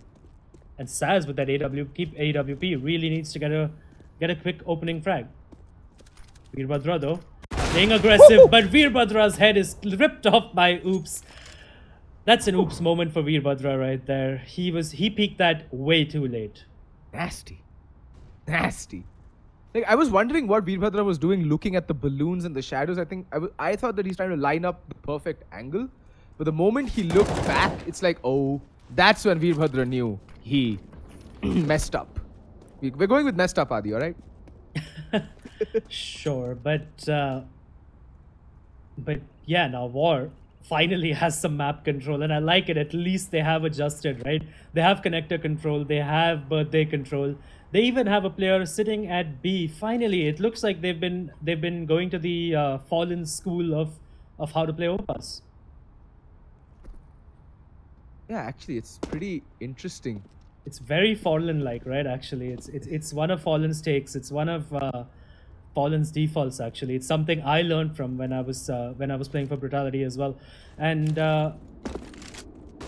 now Finish, he's just trying to fake the A bomb site. And Iyati though are playing 2 and 2, and Finish, he's gonna get killed by Ego, but the real hit is coming over to the B bomb site, and the B bomb site's defense has completely capitulated. And Sloan though, he really wants to stop that bomb plant, but unfortunately the bomb plant is in a smoke. Opstar aware that was a possibility, because why not? And Opstar with a crazy frag, crazy shot onto Ego, and he does know where Sloan is as well. He's gonna get his second for the round. A clean round coming in by War, losing only one member, and I like it. Map control fetch. That's what I wanted to see more of. War going for map control, playing that late lurk, you know, switching up their role from passive to active to just hold those two players over towards the A bomb site. And it's so refreshing to watch good Counter-Strike. I didn't talk that round because I was genuinely watching what these guys were up to, and it was so good to see a near perfect round of T-side Overpass being played out. And yeah, you said that it's a very Fallen-esque play, but hey, if it ain't broke, why fix it? And Oops opening things up where they left off in the previous round. Sloan just getting slowed down to a screeching halt. Down he goes. Veerbhadra, even though he does have the op, but he's got a lot to worry about. He's going to get Molotoved off the angle. He's going to have to give up a lot of map control and reposition. And at this close range, the AKs will have the advantage because they can peek out wide, swing wide, just like that, and force Veerbhadra to reposition as well. And now Veerbhadra is honestly stuck between a rock and a hard place, because instead of falling back and trying to take out Oops, he in fact pushes ahead, but in fact he's still gonna get a frag on to Finish, and Ego is gonna take out Oops as well. That was actually perfectly done by Iyati, honestly, because that was a great peek by Ego, because he was aware that Finish would have to turn around and look for Veerbhadra. And all of a sudden, the man advantage has gone to Iyati. This is what I don't understand. How does a team go from playing almost the most perfect round of T-side Overpass that I've seen from an Indian team to this? I wouldn't be so critical about it, Fed, because that was Veerbhadra did make a very yeah. good play. That was Veerbhadra. My bad. I take that back. I apologize. That's the randomness of players you can't account for, right? Just the absolute randomness. I'm sorry, Veerbhadra gets one more frag as well, but he is traded out by Kazi. And it is a 2v3 though. This is doable for War. The bomb plant is going to come in. Ego's looking the wrong way, but so is Kazi. So is Kazi, but Kazi finally does get the frag onto Ego. It is down to a 2-2 now, but the backstab is coming in. Slots with a nuts shot onto Kazi. And Opstar now is in a 1v2. Can he do it for his team? Or is War gonna give away the lead again? Opstar getting pinked down at this point, but the double B comes in from Iyati. That's a really well played retake by them, and Iyati is gonna level things up once again, and Bullet in fact is gonna be able to save the AWP as well. And an AK on slots. I mean, both teams, Veerbhadra that round, heroic with the AWP, the information gathered, the peaks he got. In fact, the trades that he facilitated, the kill that came out from Ego was allowed because of Veerbhadra's push, and that that enabled Ego to peek out and get the kill onto the guy who was actually going hunting for Veerbhadra back in restrooms. And good stuff, great stuff coming out from Iyati, a very good reply. And War, they've been forced back onto the... Yep. I think they're used to this now, like just getting reset and trying to make something happen on their eco rounds or their force buys. This has been such a back and forth game, honestly, and that smoke, just CSGO things, that smoke getting stuck where it shouldn't. Slots is just staring at it, wondering, wait, what? But Slots now, oh, he does get flashed, but he still gets a kill through the smoke, and he runs out of bullets. But he's so flashed, everyone's white. Slots does get a second frag, but Finish does trade him. But Ego and Bullet are there to clean up the monster position. And that's a clean round coming in for Iyati, as clean as possible. Four people alive. And Slots, though, he probably ate like 2 flashes from the T side and 3 from his own team that round. Everybody was dabbing that entire initial push, like, and then everybody's dead. That is why I've said this once before, I will say it again, dabbing is injurious to health, ladies and gentlemen. Please don't dab. It is a disgusting habit. Also, flashbangs are injurious to health as well, by the way. In real life, by the way, a flashbang actually hurts. Yeah, it can deafen you. It can pop your eardrums. Yes, it can. And now, again, War. They are on the bye, but they do have low-ish utility on Kazi, and Saz is relegated to the UMP because he did want to buy that smoke and a couple of flashbangs as well. But they have gone for the map control, and so has Iyati. Connector and B-shot control by Iyati, but they've relinquished it now because nothing happened for such a long time. And Veerbhadra, though, he has heard out Finish. Finish does survive there. Veerbhadra not able to land that shot, and oops! Oh, the timing there for Veerbhadra. That's an oops. That's an oops moment for him. Yes, you are right. And the man advantage now in War's side, in War's pocket. And Iyati now again, they've been relegated to playing 2 at the A bomb side, 2 at the B bomb side. The split defense. Kazi though, this time a lot more measured coming out from War. They know they have the man advantage. I take that back.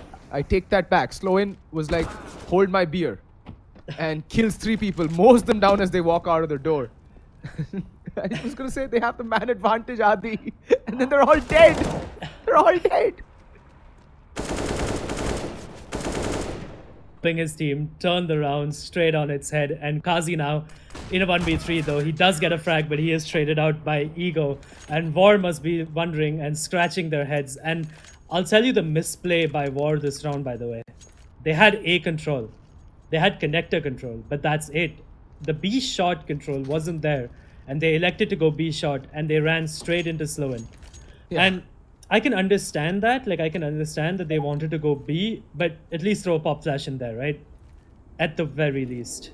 And yeah, like primarily because you've been starved of information in that particular area of the map, so you don't know what's waiting for you out there. I absolutely am in agreement with you. Throw a pop flash.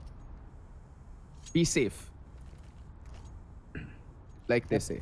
And War does take their final time out of the game because they have to take this one on the chin. By the way, honestly, I would take the eco in the next round, not this round. But I hope that they're discussing round number 26, not this round, because this is a throwaway round.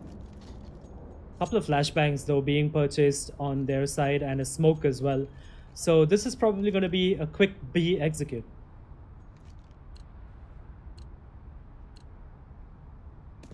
And yeah, looks like it from the buy, and definitely B chalo khatam karo, gun chahiye. And wow, okay, the triple boost and the murder begins. Oh, the perfect timing there for Iyati. What a round to go for that boost. An absolutely crucial round there. Bullets, with a quad kill that round. And War, that's just absolutely unfortunate for them. Heartbreak material there, because they really wanted to get the bomb plant that round and get a little extra infusion of cash, that extra bonus $800. Unfortunately, Iyati one step ahead, And now it's 14 to 11 in their favor.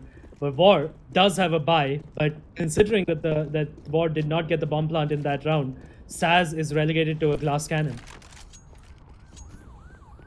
And well, they do have the utility to make something happen, but again, it's gonna be that two-man push towards A long with Veerbhadra manning A short alone. But War, they've opted to go for the B short control. They've had mixed results with it. They've won a couple of rounds, but then others they haven't had that much success in. Let's see if they can make it work, because last time it worked, I distinctly remember there was a player lurking towards A short who kept the rotation from coming in, and they had a man advantage to work with to boot. So I hope Saz can be that lurk, but right now he's playing way too passive for my liking. He's all the way back in a connector marking well, a push towards short, but so far it doesn't look like that push is gonna come in, and it is gonna be a B hit that's coming in. Ego, he's just dancing around Kazi. He does manage to trade out Kazi, but Ego, he's still alive, gets 2 kills. He's put his team in a position where they can actually mount a retake. Veerbhadra finally making his way in towards heaven, but he has been smoked off. That's gonna dissipate.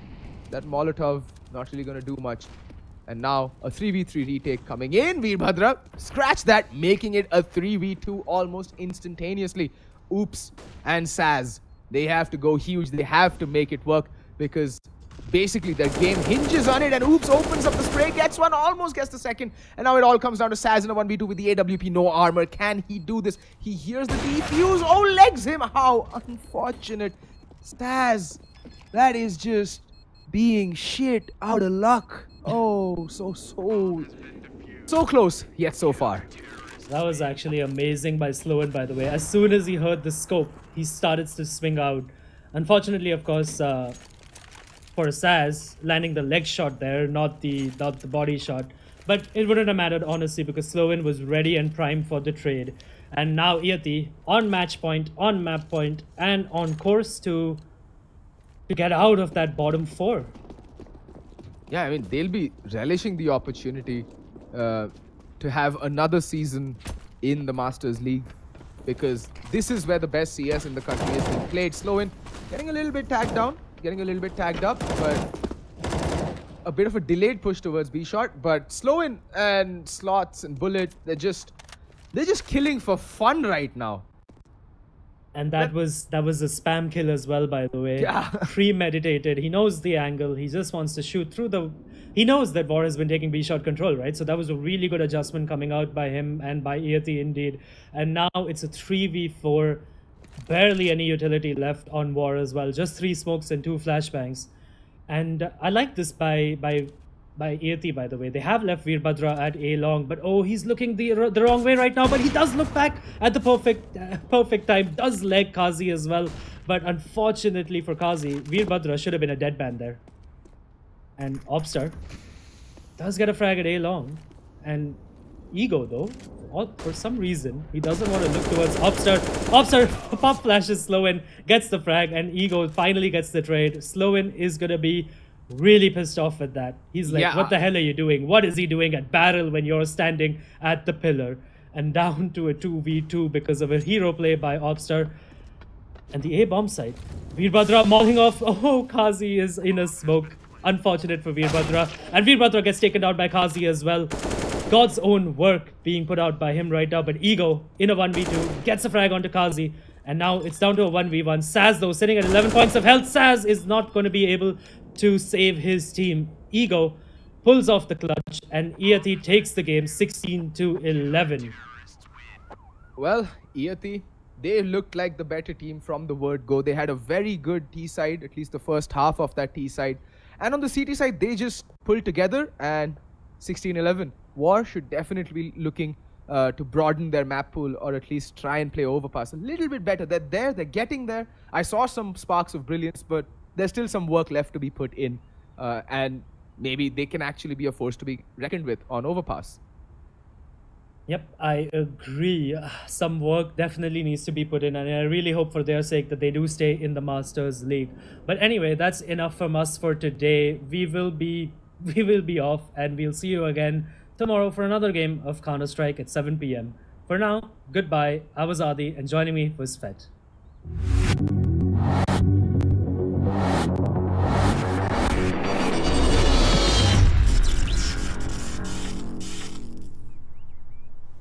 Thank you so much, Adi and Fit, for that amazing game. And Iyati scoring their second victory for themselves in the ESL India Premiership Summer Seasons Master League. This event is brought to you by HP, HyperX and Tel, and organized by Nordman Gaming.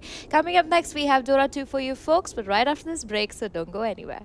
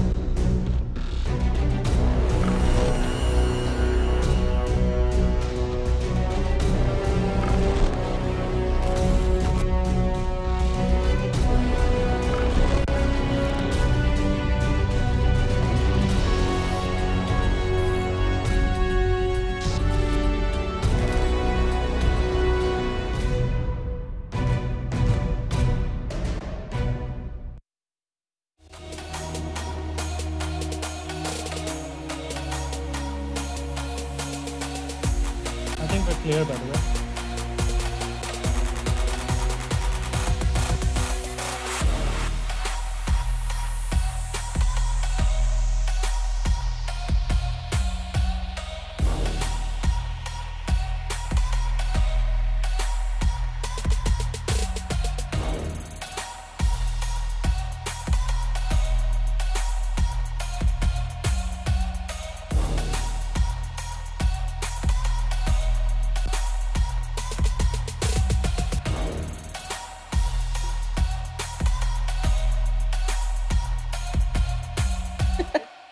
Yeah, can you hear me?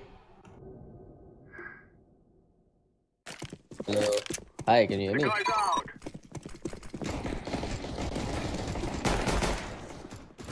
1, 2, 3, 4, 5, 6, 7, 8, 9, 10.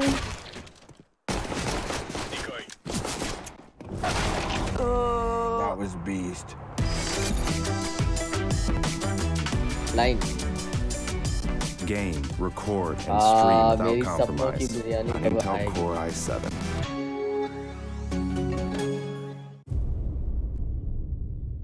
The ESL India Premiership 2018 has 3 seasons: summer, fall, and winter. The summer season takes place from April to June, while the fall season runs from July to September. Finally, the winter season takes place from October to December.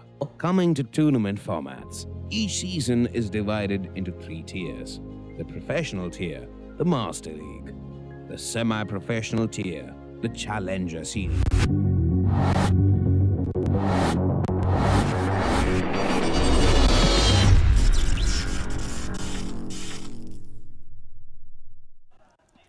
Good evening, everybody, and welcome back to the ESL India Premiership Summer Seasons Master League. I'm your host, Angela, and now we're moving into the third and the final game of the day. It's going to be DOTA 2, and it's being played by two teams who I've known for quite a while. It's one team that has been formed recently with one team who has players who played in the ESL India Premiership before.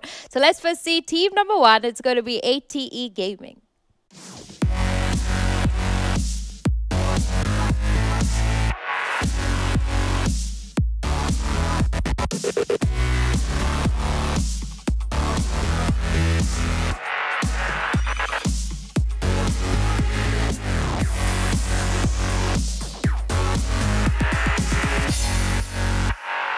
Alright, so that is ATE Gaming for you folks. They're a team from Bombay, and as of now, they sit 8th on the leaderboard. They have played 5 games till now, won 2, lost 3. And today they're going up against a team that's the 3rd on the leaderboard, Buriza Gaming.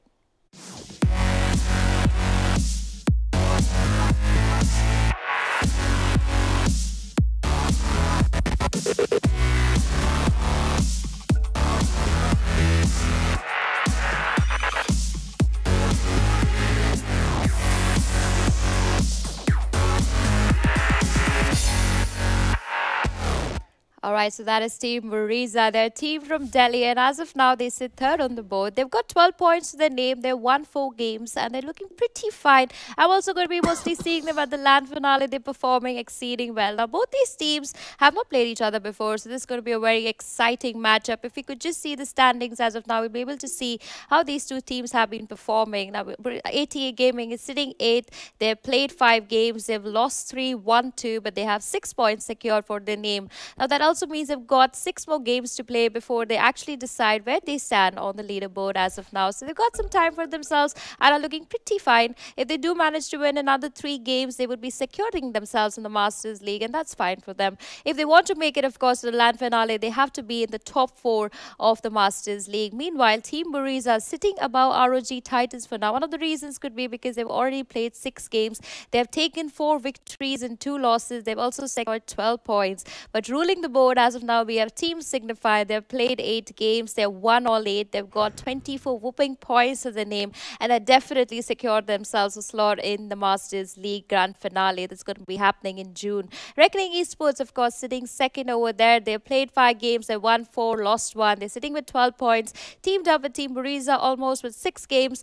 4 games. They have won 2. They have lost 12 points to themselves. They're looking pretty strong. They've still got another 4 games to play, so they could really make it one of the top teams to make it to the LAN finale. Cullies, of course, they won all their 3 games that they have played. They're sitting with 9 points. Still got to play a lot more games before they can stand and decide where are they actually going to be at the end of the season. Buriza Youth, the sisters of Team Buriza, are also doing fine for themselves. They're sitting on the 6th spot. They have played 5 games, won 3, lost 2, and are sitting with 9. So the positions of 4, 5, 6, 7 are all sitting on 9 points, and they could be the ones that end up still sitting in the Masters League. They're not going to be removed, but the places of the 12, 11, 10, and 9, that's Alpha, Nafiris, Katsuki, and the Council, got to be a little careful because every loss that they face, they could be moved down from the Masters League into the Challenger League, and that is a very risky place to sit in if you're already a team in the Masters League. Alpha, of course, got to be the most cautious because they've already finished playing 7 games. They've not really been able to secure a single victory for themselves, but I'm hoping that they at least manage to secure 2 games. Of course, they will be moving into the Challengers League, but they've also made their way from the Challengers League to the Masters League, and this time around in this Masters League, the teams are very, very strong. So really, if you look at it, it's not really a bad spot to be at. I mean, you're played against some of the most brilliant teams in the country, whether you talk about Signify, you talk about ROG Titans, you talk about Buriza, you talk about Team Buriza Youth too. But talking about the game, let's head into the draft now. The players are ready, so let's see what they've decided to ban and pick. ATA Gaming banning out the Omni Knight, the Sand King, and the Disruptor.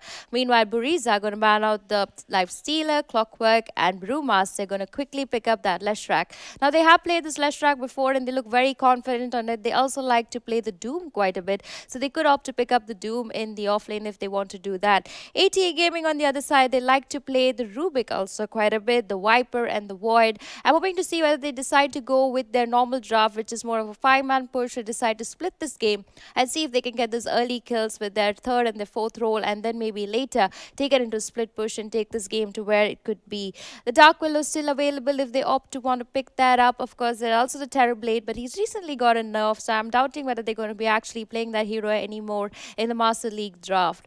But as we talk about that, the Tusker, who is a favorite at the fourth role, is going to quickly get picked up by ATE Gaming.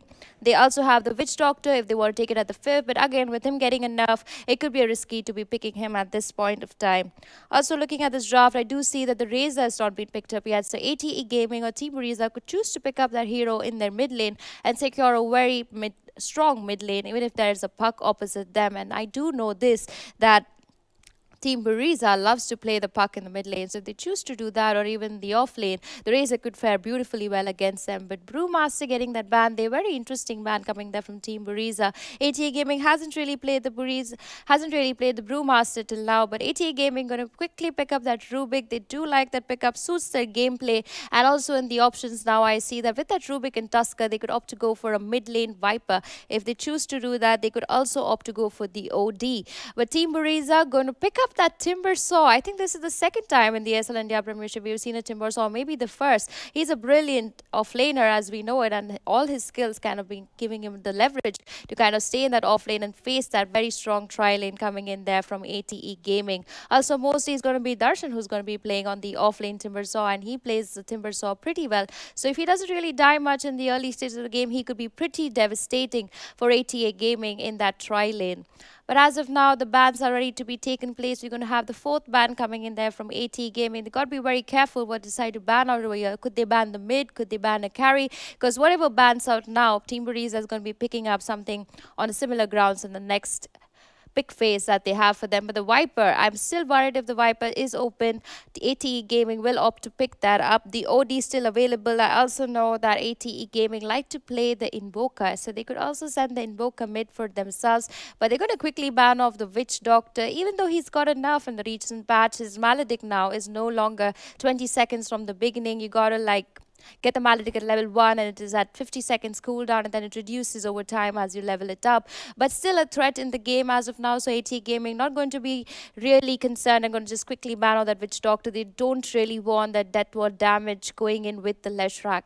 But Team Buriza are going to quickly ban out the Monkey King now. They don't want that devastating Monkey King in the offlane. Also, he gives quite a lot of vision. Team Buriza, of course, looking at their draft, I also see that they have the Night Stalker available if they choose to pick that. But Puck going to get a respect ban from there from ATA Gaming. He's pretty strong in this match, and there could be a lot of conclusions that come out of that. Puck is played in the mid lane, or even if he's sent into another lane. But Dark Willow going to be the next pickup coming in there from ATE Gaming. So it's going to be Tusker, Rubik, and Dark Willow coming in there from ATE Gaming. Mostly in off lane. Dark Willow could be also a support, but I doubt they're going to send the Dark Willow support, and mostly it's going to be an off-lane Dark Willow coming in there for them. They do like to play. They also like to play the Arc Warden quite a bit. So they could choose to play the Arc Warden, or they could also opt to go for a Void who could fit in them. But Team Buriza are going to complete their support picks with that Jakiro. Now, this long-range stun coming in from the Liquid Fire, there could be a lot of tower damage, and I think Buriza is looking to take this game in the first 25 minutes.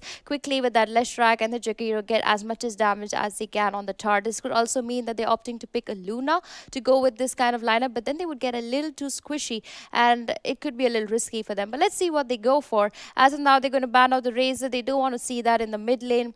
They want to make sure that whoever goes mid from their team is at a secure location. ATE Gaming do like to also play the Shadow Fiends. If they opt to go and pick up the Shadow Fiend in the mid lane, they could be doing pretty well for them, but they also got to be careful, because with the Leshrac and Jakiro, the SF becomes quite easy to kill in the early stages. But it also says they don't really have an exact point of stun, so if they don't get that stun off on the Shadow Fiend, he could be pretty strong. But ATA going to make sure that nothing like that happens. They're going to pick up the OD for their mid lane pickup, and they're looking pretty strong now. They have a lot of magic damage coming in from them, but Buriza also looking quite fine for them. They're going to quickly pick up that Gyrocopter.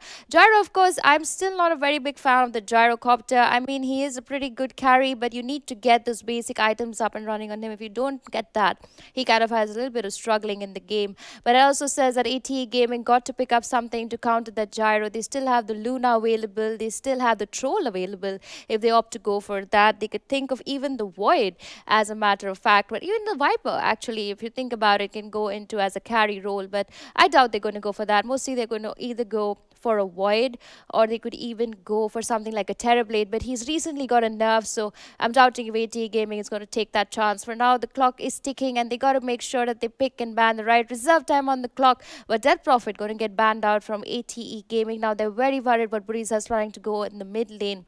That also shows that Buriza doesn't really want a very strong tower damage combination coming in there from Team Buriza, but Buriza, looking at them very strong, they could opt to pick up even the Queen of Pain in the mid lane, and that could fare very well for themselves. They have the mobility coming in from the Timbersaw, but this also puts into question that whether they want to go with the Wind Ranger, get that early Agnum Scepter up and running on them, and mostly take down the towers as fast as possible. The tank is available on the Timbersaw, so they have the front line.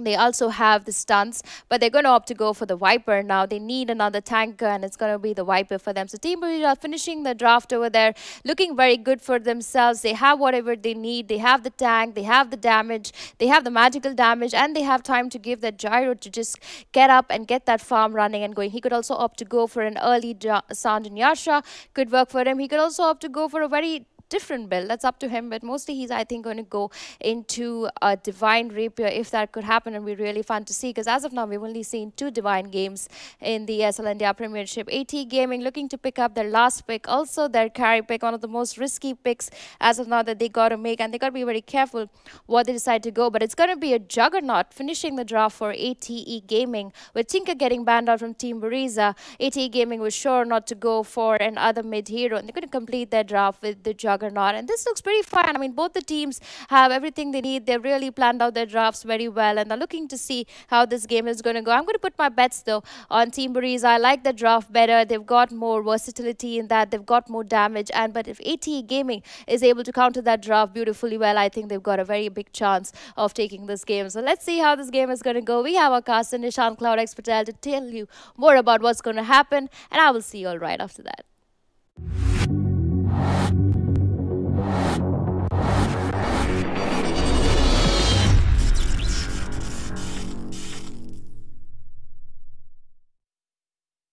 Welcome back, everybody, to the ESL India Premiership. We're watching Buriza take on ATE Gaming in today's matchup. It's a best of one. I'm going to be bringing you all the action. It's CloudX, but I'm solo tonight. Unfortunately, Vivek and Floki have lost their voices casting all day for the last couple of days. Buriza going to be on the Radiant. You've got ATE Gaming on the Dire. I think we've got a disconnection and hence a pause, which is why taking a while to actually load into the game. But interesting draft coming out here from both teams. I see DOTA running the Lishrak for Buriza. We've also got a Gyro and a Viper thrown into the mix. We've also got an OD pickup despite the nerfs coming out to the Arcane Orb of late. However, this is one of those situations where the OD pick might still be effective, considering they've got the Timbersaw on the other side. And hey, to be honest, Viper's not the ideal hero to take on the OD towards the mid and late game stages either. Of course, there is the fact that Nether Toxin does disable passives, and yeah, Aura on the OD is indeed a passive, which is possibly one of the reasons why they considered picking it up. But I still feel like OD is going to be alright, even in the laning stage here. After all, with the changes to the recent patch in Dota, made it now resembles a 1v1 more than it ever did over the last couple of months. I expect this to be an uncontested matchup between the Viper and the OD, while I just see dual lanes being run here by both teams. ATE Gaming might consider running the Rubik and the Juggernaut on one side with the Dark Willow and the Tusk towards the bottom. Buriza expect them to run the Timbersaw +1 on the top side, leaving the Leshrak and leaving the the Gyro +1 on the bottom.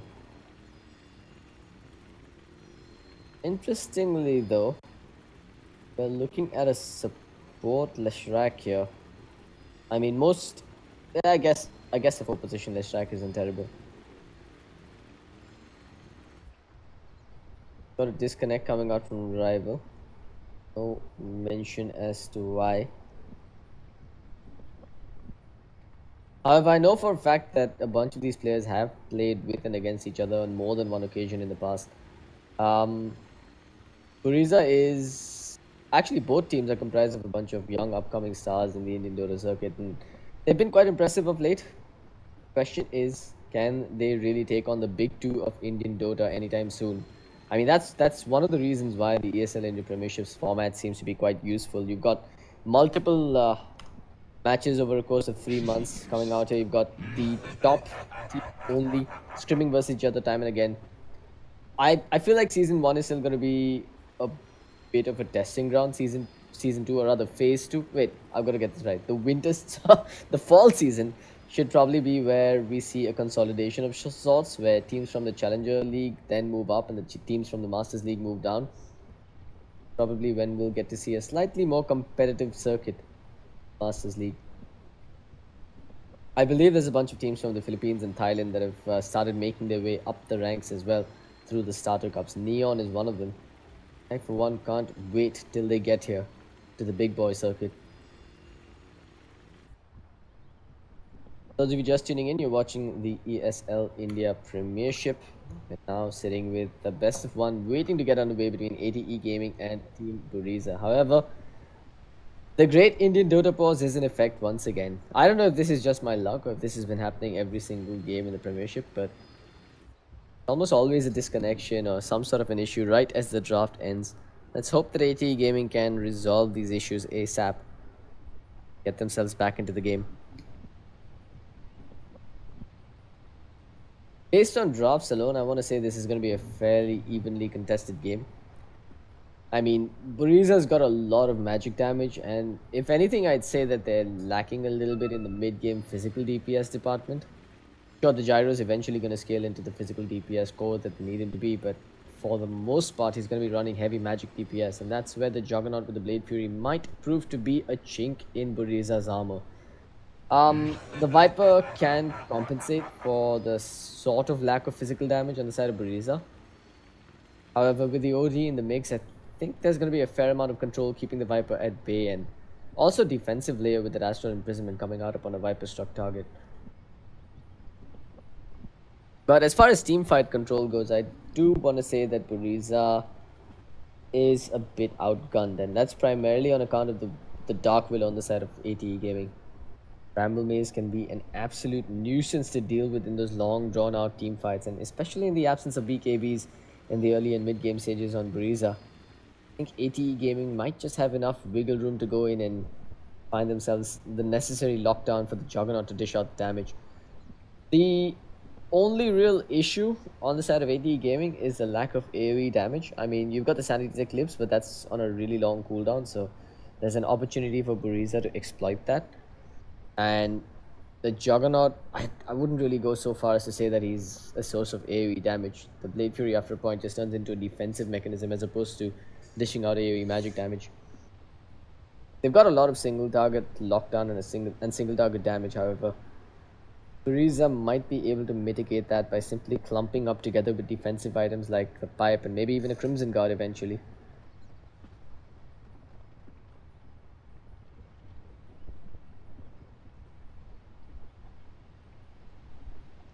Well, we're getting to the point where I'm going to start Googling dad jokes and talking about random nonsense like philosophy and life. I'm really hoping that Rival jumps back into this game ASAP.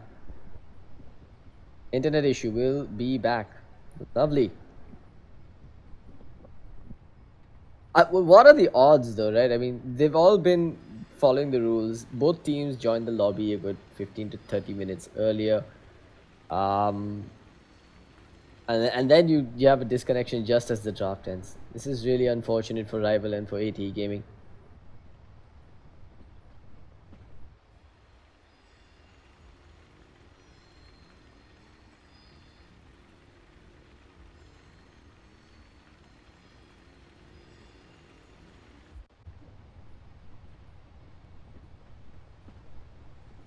Well, at least the early game looks like it's going to be fairly well contested. I want to say Buriza has the upper hand in the early game stage. But I've been proven wrong on more than one account in the ESL India Premiership. What if they do if they do prefer to run tri lanes? We're looking at a Juggernaut, a Tusk, and a Rubik going safe lane. They're gonna be up against either a dual lane with the Timbersaw plus the Leshrac, or they're gonna be up against just the Timbersaw. They've got enough lockdown. They've definitely got enough lockdown to deal with the Timbersaw, but I'm not certain if they've got the kill potential to take him out post the first couple of levels. On the flip side, though, if they do run a tri lane, that means we're gonna see a Dark Willow offlane duking it out versus a Gyro, a Jakiro, a Gyro and a Jakiro, and I don't think Dark Willow's got enough to deal with that. Well, enough about speculation, folks. I'm gonna throw it over towards production. We're gonna take a quick break while Rival reconnects. Stay with us. When we come back, the ESL India Premiership will resume.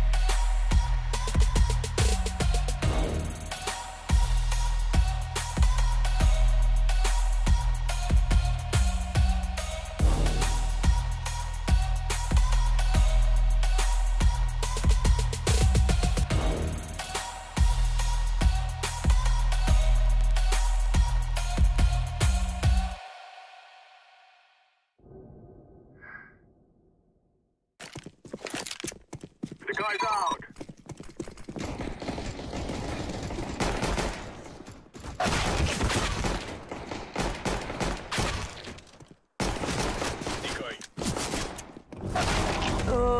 That was beast.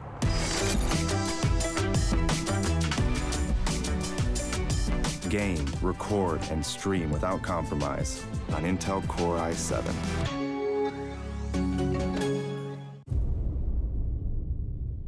The ESL India Premiership 2018 has 3 seasons: summer, fall, and winter. The summer season takes place from April to June, while the fall season runs from July to September. Finally, the winter season takes place from October to December. Coming to tournament formats, each season is divided into 3 tiers: the professional tier, the Master League; the semi-professional tier, the Challenger Series; the Open tier, the Starter Cups. Moving on to the frequency, every season in the ESL India Premiership 2018 will see 1 Master League, 3 Challenger Series, and 3 Starter Cups. The Masters League now hosts 12 teams and players.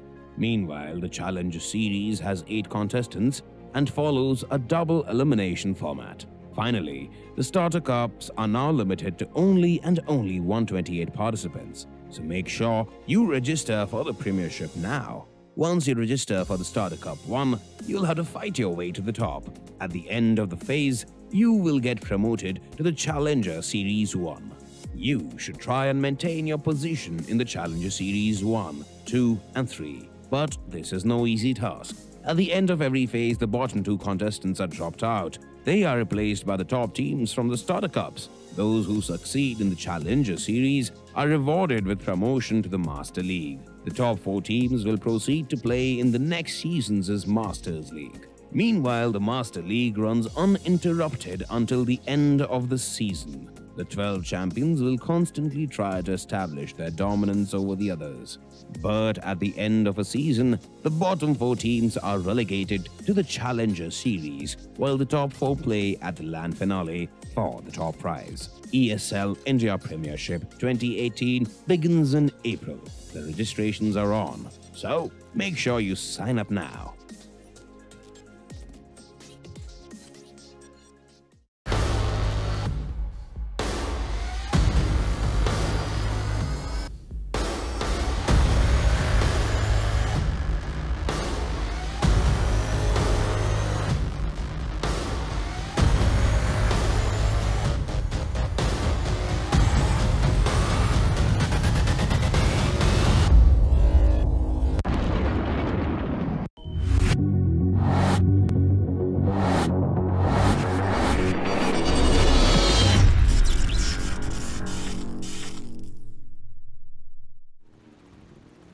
Alrighty then, looks like we're gonna have this game getting underway with a 4 versus 5 situation. AT Gaming tried everything, including connecting Rival via hotspot internet. So they've got no option now. The rules have enforced a resume, and they're gonna be playing 4 versus 5.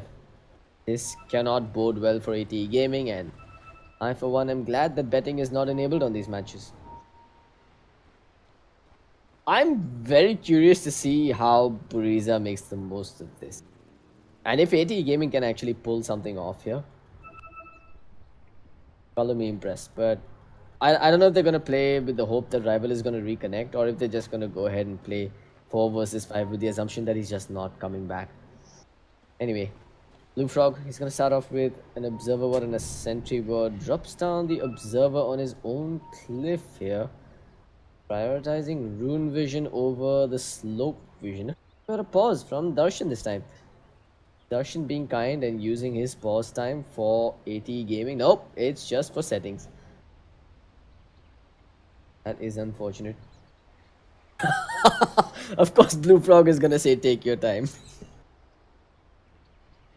You know, I wouldn't be surprised if one of AT Gaming's players just jumped into their friend's Discord on the side of Buriza and told them, guys, please pause.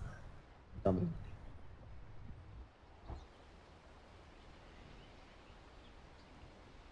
Butter. Started off with the boots. No mana consumables just yet. I guess he's gonna wait for the first bounty room. Pick up those clarities, or maybe even a mango early on. But he does have a fairly decent mana pool to begin with. 460 mana is no joke, my friends. Frog. You know, we talked about the magic damage coming out from Buriza, but we didn't talk about the subtle effective HP that Blue Frog will add once he gets points into the Null Field Aura as well. Uh-oh. Nevermore.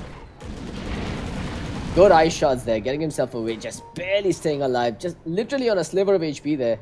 He's forced to pop his salve and get away. However, it looks like he picked up the bounty rune as well. So okay then, it's 2 apiece. A salve expended, no first blood given up. ATE still in an okay situation. They're even going to use Rival, not just giving him up altogether.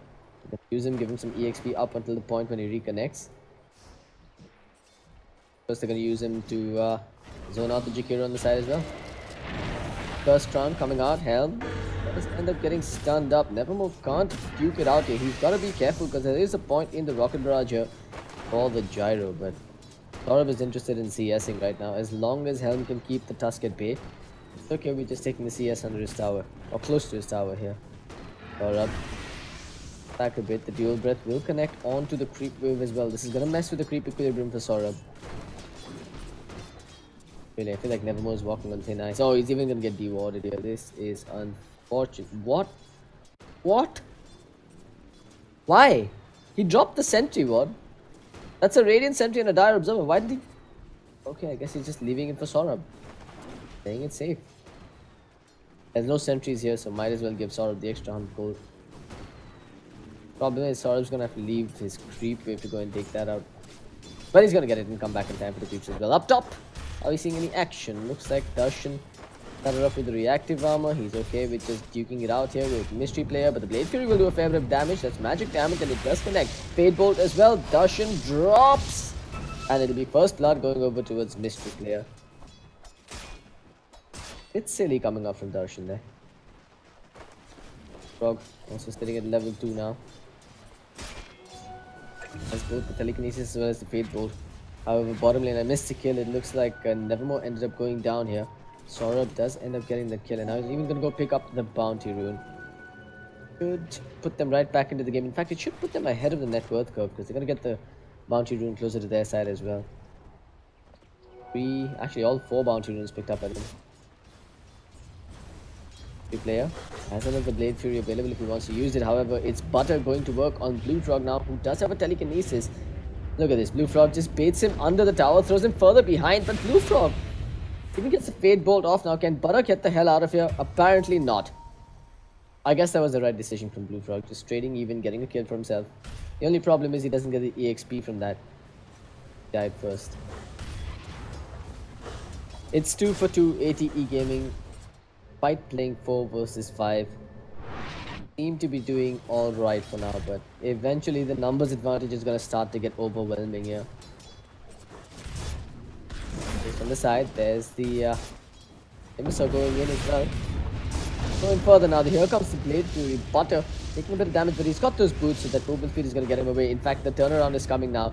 Blue Frog going to get hit with the Timber Chain. There's the Split Out connecting as well. No points in the Lightning Storm. However, the auto attacks might just be enough. One more hit from Butter ought to do it. He will get the kill. A Fade Bolt flips him in return, but it's not going to secure a return kill for Mystery Player. In Buriza, starting to assert their dominance on this top lane. Bottom lane, Tusk just really skirting around the periphery here.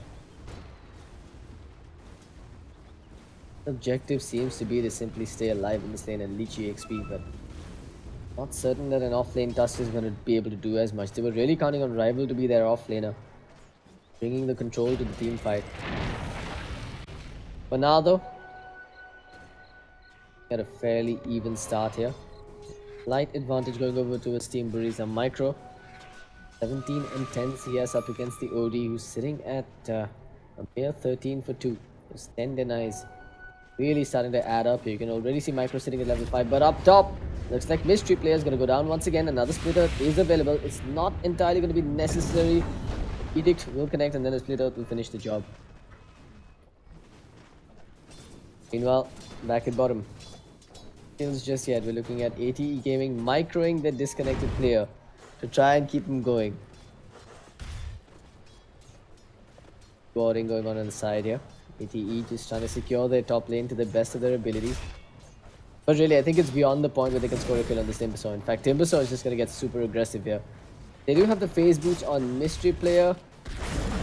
Darshan, I think he popped the Timber Chain a tad bit too early there, and he's going to have to pay for that with his life. He has another one available. In fact, he's going back in, and with the Edict damage coming out from Butter, they might just be able to get the kill on Mystery Player, but he's popped the healing water on the floor. What the hell was that Timber Chain? Completely off the mark. They've even brought in Rival, who's disconnected at level 1. Dual Breath coming out from the Jakiro. Nobody dies so far. Mystery Player's kept this fight going long enough for his Blade Fury to almost come back online, but Darshan is back into the fray. Timber Chain available, gets Rival. However, they will sacrifice Butter for it. That's a trade that actually favors ATE Gaming. But now, if they can get a return kill here, there's another Timber Chain coming out. Mystery player with the Blade Fury doing a fair bit of damage here upon Darshan, but the regen ticking in. Another Timber Chain as he goes back in. Mystery player pops all those stick charges, stays alive for all of this now, but Darshan is back, and so too is Butter. They'll get the kill on the Juggernaut in a long, winded and drawn-out engagement, where Butter even respawned and came back into the fight. Team Buriza comes out on top.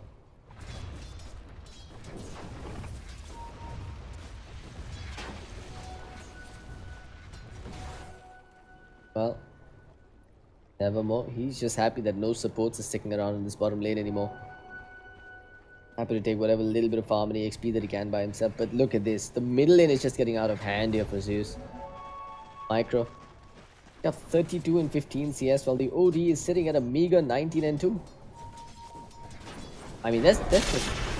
Okay, Zeus is dead. He can attempt that TP, but he's going nowhere. He already popped the Astral Imprisonment with the creep, unfortunately. But now... Up top again, they do connect with the splitter. Bigfrog's in a lot of trouble here. Way too much damage over time for him to deal with. He goes down once again. It's 9 to 3, 6 minutes in. Buriza are just walking all over them in the early game here. Gaming. Really crumbling with the man disadvantage.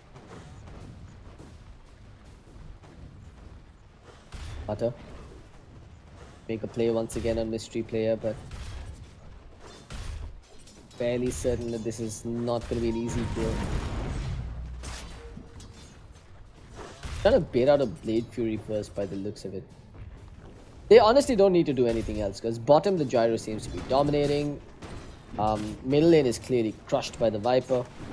Top is the only place where they need to apply pressure with the supports, and that's exactly what they're doing. ATE Gaming, what can they do here? I'm wondering if it's time for Nevermore to get active and go towards the middle lane. Maybe consider trying to set up a kill on Micro. However, the TP rotations will come instantly if they do attempt that. Enough TPs. Rubik makes his way up towards the top lane, but they just have no openings whatsoever to score a kill. Juggernaut has hit level 6, but the Timbus has got 3 points in reactive armor. He's always keeping that armor up, which means that any physical damage coming out from the Juggernaut is going to be ineffective or less effective to say the least. Gyro. Good call down. He's just going to go in with the Rocket Barrage for now, hoping Missile to follow it up. They've even got Rival coming in from behind. Drop the call down if you want this kill. He doesn't drop the call down in time. Now he's going to turn and drop it. Gets the Rocket Barrage off as well, but just can't quite finish the job on anybody. There's TP rotations coming out, but Zeus, no Sanity's Eclipse. Probably not going to get this kill either. Thorb's going to stick up and walk away. Here comes the Splitter. A complete whiff from Butter. Zeus. 1 point in the Arcane Orb though, so the insta-steal isn't as much as he would like, but great ice shots coming out from the dust there. Will secure this kill on Butter at the very least, but the Edict damage is still there. Zeus. Homing missile upon him, but he's going to get away for now. They can't dive this as Team Buriza. Meanwhile, the space has been created on the top side of the map here. Juggernaut continues to farm. Impressively enough, ATE Gaming are not just rolling over and dying here. They're fighting the good fight. 4 versus 5.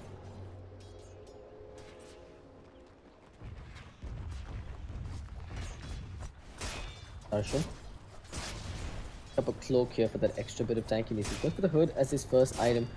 Recognizing. A lot of magic damage coming out from this dual lane. Lift a bit too hasty if you ask me. The Darshan's going to easily temperature away. I'll bottom. Stop bullying, right? He's level 1 9 minutes in. Do you really need to go all in like this for a kill upon him? Well, I guess it was justified. They got a good 200 gold off of it.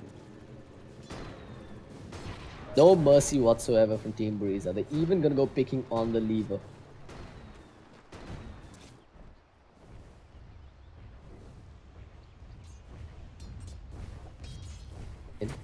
Butter comes in, gets that Split Earth off, has the Edict popped as well. Now Viper's trying to get in range, but the Astral Imprisonment allows Zeus to get away. In fact, Micro just took a hell of a beating under the tier 1 tower. Oh, they got another Split Earth off. That's the death on Zeus. The Astro not even coming back off cooldown in the meantime. Rubik tempted a TP, but a smarter decision to back away. While elsewhere, top lane, Juggernaut scores a solo kill on Darshan. I think someone's getting farm on the side of ATE Gaming. Butter into Mystery player on the high ground, but gonna have to TP away immediately. Oh, he's just choosing to trot away at 407 movement speed. Blue Frog. Oh no, he's on the low ground now. If he tries to move mid, he's definitely going to be in for a world of trouble there. Butter sees him. Knows this is going on. Yeah, Butter sees him, gets the split earth, gets the lightning storm, and with the edict, he stays on the high ground. Doesn't want to get lifted. They've even got the slow coming out from the poison attack. That'll be the death on Blue Frog. Good setup there from Butter. Waiting, biding his time, and scoring a confirmed kill there. Lane, Micro, taking a beating from the tier 1 tower here. He's going for the kill on it and will get it. No denies, no contest. Hyper is just snowballing out of control, while bottom, the Gyro is going to get a tier 1 tower in synergy with the Helm, the Figuro as well. That's 2 towers taken down in a jiffy. Middle lane, look at this. Zeus and Nevermore go for the Viper, but Micro almost kills off Zeus and Bug. In fact, yeah, he's going to kill him as well. Maxed out poison attack, maxed out corrosion skin. Every single hit upon the Viper is costly at this point. But again, it is something when you're trailing behind, getting a 1-for-1 even trade actually favors you. Especially when Viper's the highest net worth hero on the Radiant side and you kill him. Given the way that Death and Assist Gold now operates. Russian. Pretty much finished episode of Defiance. Adding to his effective HP. ATE Gaming still not out of this fight just yet. And they've been dealt a massive economic blow, but they're still finding kills every now and then. And all this is space for the Juggernaut to keep farming. He's making progress towards the Battle Fury. In lane, they did get the scan off here. It's a Radiant scan. That was questionable actually. Nevermore. Tagged with a poison touch. Ice Spot to follow it up. Butter even gets the split earth off, and it looks like the Tusk will survive. He gets the snowball off, goes upon a creep. Macro Pyre dropped upon his head, and with one poison attack, it looks like they'll get the kill. The Viper Strike. Actually, I believe it was the Nether Toxin that was stolen there. Yeah, it was a stolen Nether Toxin thrown on the floor, but it doesn't even matter. Team Buriza finds 2 quick kills and loses nothing in the bargain. Heck, they'll even come back for a tier 2 tower. The Jakiro able to pressure it quite a bit, but Butter on towards the bottom lane, gets the lightning storm off. Split Earth will not connect. Homing missiles just gonna zone Zeus out there. Oh hell, they're actually going for this astral setup for a Split Earth. He time it. Indeed he will. And then there's a call down and a rocket barrage. The death of the OD. ATE Gaming just, it feels like they're getting demoralized here. Everyone except for Mystery Player seems demoralized actually. He's just free farming on the top lane, trying to rack up the net worth. But for every kill that Team Buriza gets, they're supplementing it with an objective. This time it's in the form of a tier 2 tower on the bottom lane. Things are not going well for ATE Gaming at all. I mean, 13 minutes in, there is the silver lining in these dark clouds for them. Their high ground is being breached with an edict, an occasional liquid fire, and a fair bit of physical DPS coming out. It's going to be a slow and steady siege. What the hell? Butter just went in and threw away his life. Butter's down for the count, and that means that this push needs to retreat. Well, technically it's 4v4. Team Buriza are feeling manly enough. They might just want to stick around a bit more. Gaming. I mean, if they can repel this push and find some kills, you would see a net worth spike going in their favor, giving Mystery Player that much needed Battle Fury. At this point, given that the Leshrak is just level 7, he's going to respawn, TP out, and move back in. Lift coming out from the room. The Chakram not quite connecting. There's the Blade Fury coming out as well. And Astral Imprisonment cancels out the Timber Chain, which has also been stolen by Blue Frog. Fall down coming out. Connects upon 2. Is the stolen Timber Chain getting Blue Frog away, but he ends up going down nonetheless to Micro. Snowball coming out, and Omni Slash as well. Will get the kill on the Gyrocopter, but it'll be the Juggernaut that pays for it with his life. While Tusk and Zeus, or rather OD handled by Zeus, gets zoned out. That's the death of the tier 3 tower 15 minutes in. High ground breach has been successful. Buriza even force out a buyback from the Rubik, but are not letting up on this push. They're still going to work on the barracks. And the saw Timber chains away, doesn't get tagged by the Sandy's Eclipse, and lives to fight once again. Here comes Butter with the Edict Pop as well as the Supernova, oh sorry, the Pulse Nova, going to work upon Nevermore. The Pit Earth will not connect. Butter even getting a Curse Crown upon him, but they're gonna get the kill on Nevermore here. Butter That's a stolen chakram from Blue Frog. He ends up going down. Barracks still stand after all, so perhaps the push has been a bit too much here from Team Buriza. A mystery player, he's going in, he doesn't have the Omni Slash, he's actually out in no man's land, which means he's going to get slowed and brought down bit by bit. RIP Juggernaut. Elsewhere, also RIP Blue Frog. No ball, coming out there. No Rocket Barrage in time, he does have the call down if he wants to drop it here. With the drums, as well as the phase boost, and that Yasha actually, he's got up Nevermore quite nicely. Another Rocket Barrage available, the call down is there, the Rocket Barrage as well, and with the homing missile, he'll get that kill. Buriza will continue to bring down Barracks on the bottom lane. That's 16-minute racks for Team Buriza. ATE Gaming are just outgunned at this point.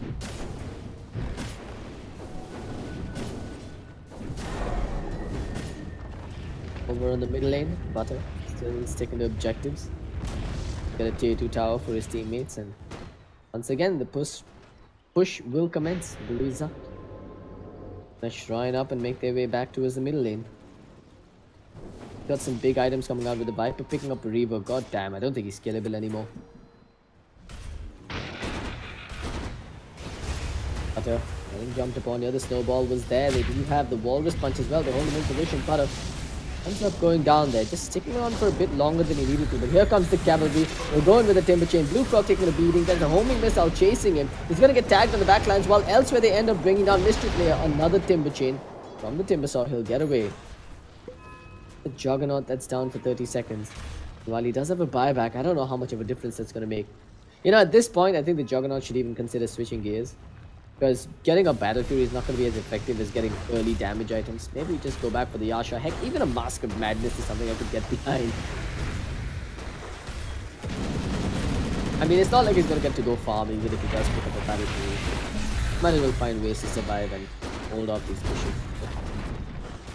But yeah, I think AT Gaming has just resigned themselves to their fate. There's still a tier 1 tower on the top lane, for God's sake, and Buriza have taken 2 lanes of barracks here. Or at least they're about to.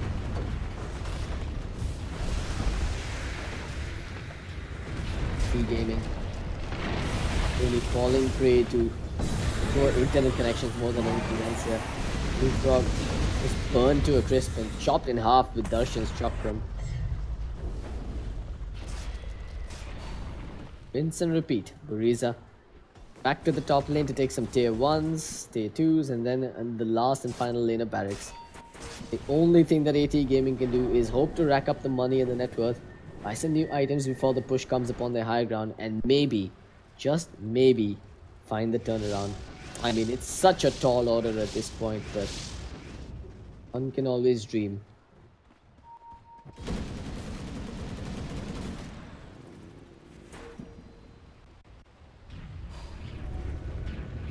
Butter just playing some good old disciplined dotes, taking down towers, clearing out creep waves. But yeah, I think Team Buriza, they've caught on to the fact that one slip up from them could prove to be very costly. Gonna take Roshan first. The Reaver on Micro, they will be able to tank this up quite comfortably. In fact, this death on Roshan is also going to finish up the heart for the Viper.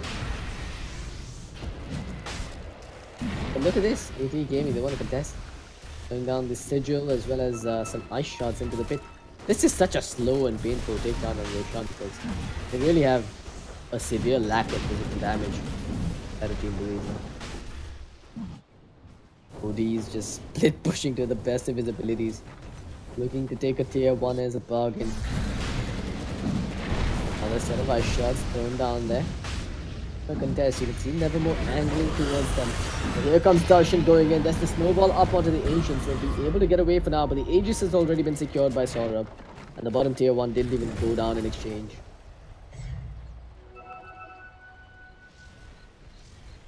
"20 minutes in, a 19,000 net worth lead just seems overwhelming for ATE Game to deal with.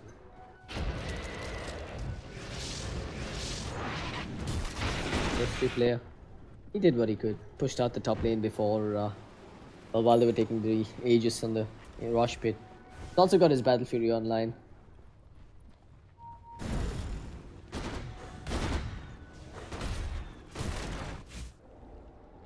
Could have a 4-star finished up for the OD as well by the time the next fight commences. Problem is, all of that just pales in comparison to what Micro is packing on the Viper at this point.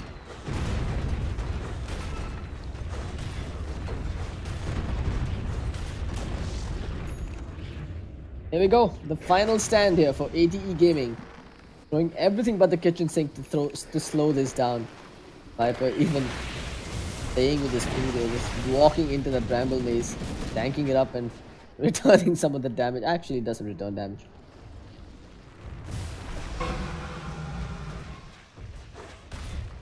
Stolen at the toxin. Applied upon Darshan.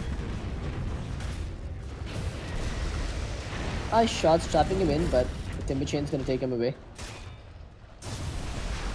Again, another toxin thrown on the floor, just slowing this down, but every passing second, the middle and the bottom waves are also gonna start pushing in, applying additional pressure into the lanes. Heck, they've even got a meteor hammer here that they're gonna throw down onto the tower. Look at this, Saurabh just giving up an Aegis in a bid to take a tower. In fact, he didn't even give up the Aegis. He's ready to fight once again. Call down's available if he wants to drop it down. The Blade Fury expended the Omni Slash as well. There's the call down coming out. They've got the Astral save from the OD, but that means Nevermore's gone in deep. Nevermore trapped in the ice part. Looks like he's going to end up opening his life here. Slow and steady takedown upon the task. This now leaves them 3 versus 5 on the side of ATE Gaming and Tower. But it's not long for life.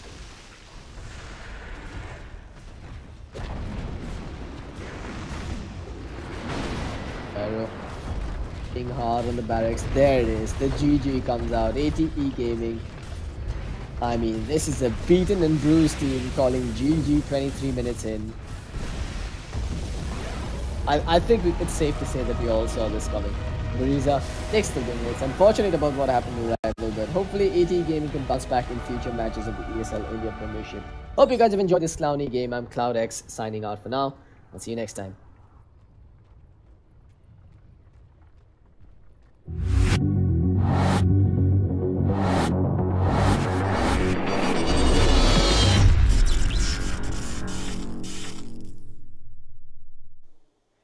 Alright, so Team Buriza securing another victory for themselves and one step closer to making it to the land finale of the ESL India Premiership summer season. If you guys have missed any games, you want to check them out, you can head out to our ESL India YouTube channel. Also, if you do not want to miss any games, you can subscribe to us to get a notification when we come live to you every single day with all the exciting games from the ESL India Premiership. This event is brought to you owned by HP, HyperX, Intel and organized by Nodwin Gaming. I'm your host, Angela, saying goodbye to you now and we will see you tomorrow.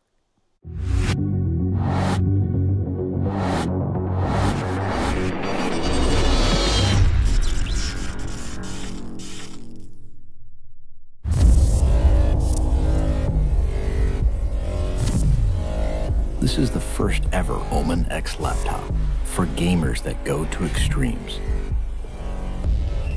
Gear up with the machine designed for total domination and engineered for gaming in stunning 4K. Equipped with the latest Intel Core processors, it gives you the power to be relentless.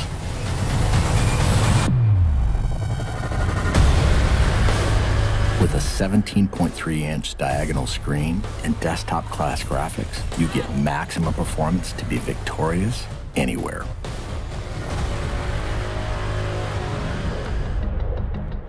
With multiple fans and large exhaust vents, heat is transferred away from critical components for dynamic overclocking. Ramp up boot times, game loading, and overall system responsiveness with optional RAID 0 SSD configurability. An RGB LED backlit mechanical keyboard lets you program each individually lit key to create customized key maps that switch seamlessly between games. With 2.5mm travel and in-key rollover, you can take out your competition with more accuracy and precision. Designed for extreme immersion, DTS Headphone X technology comes built in for surround sound experience that puts you right in the middle of the action. With the addition of a VR headset, gamers can step inside a completely immersive world for an elevated gaming experience. Single panel access to key components makes serviceability and upgrading easy, so you won't be sidelined or held back on your road to supremacy. It has a brushed aluminum finish on an armor-like chassis. A jet fighter-like construction with hidden lift hinges ensures you're always at the ready. And with striking lighting effects and see-through window to components, others will know too. Unleash your fiercest gameplay anywhere with the extreme performance of the new Omen X laptop.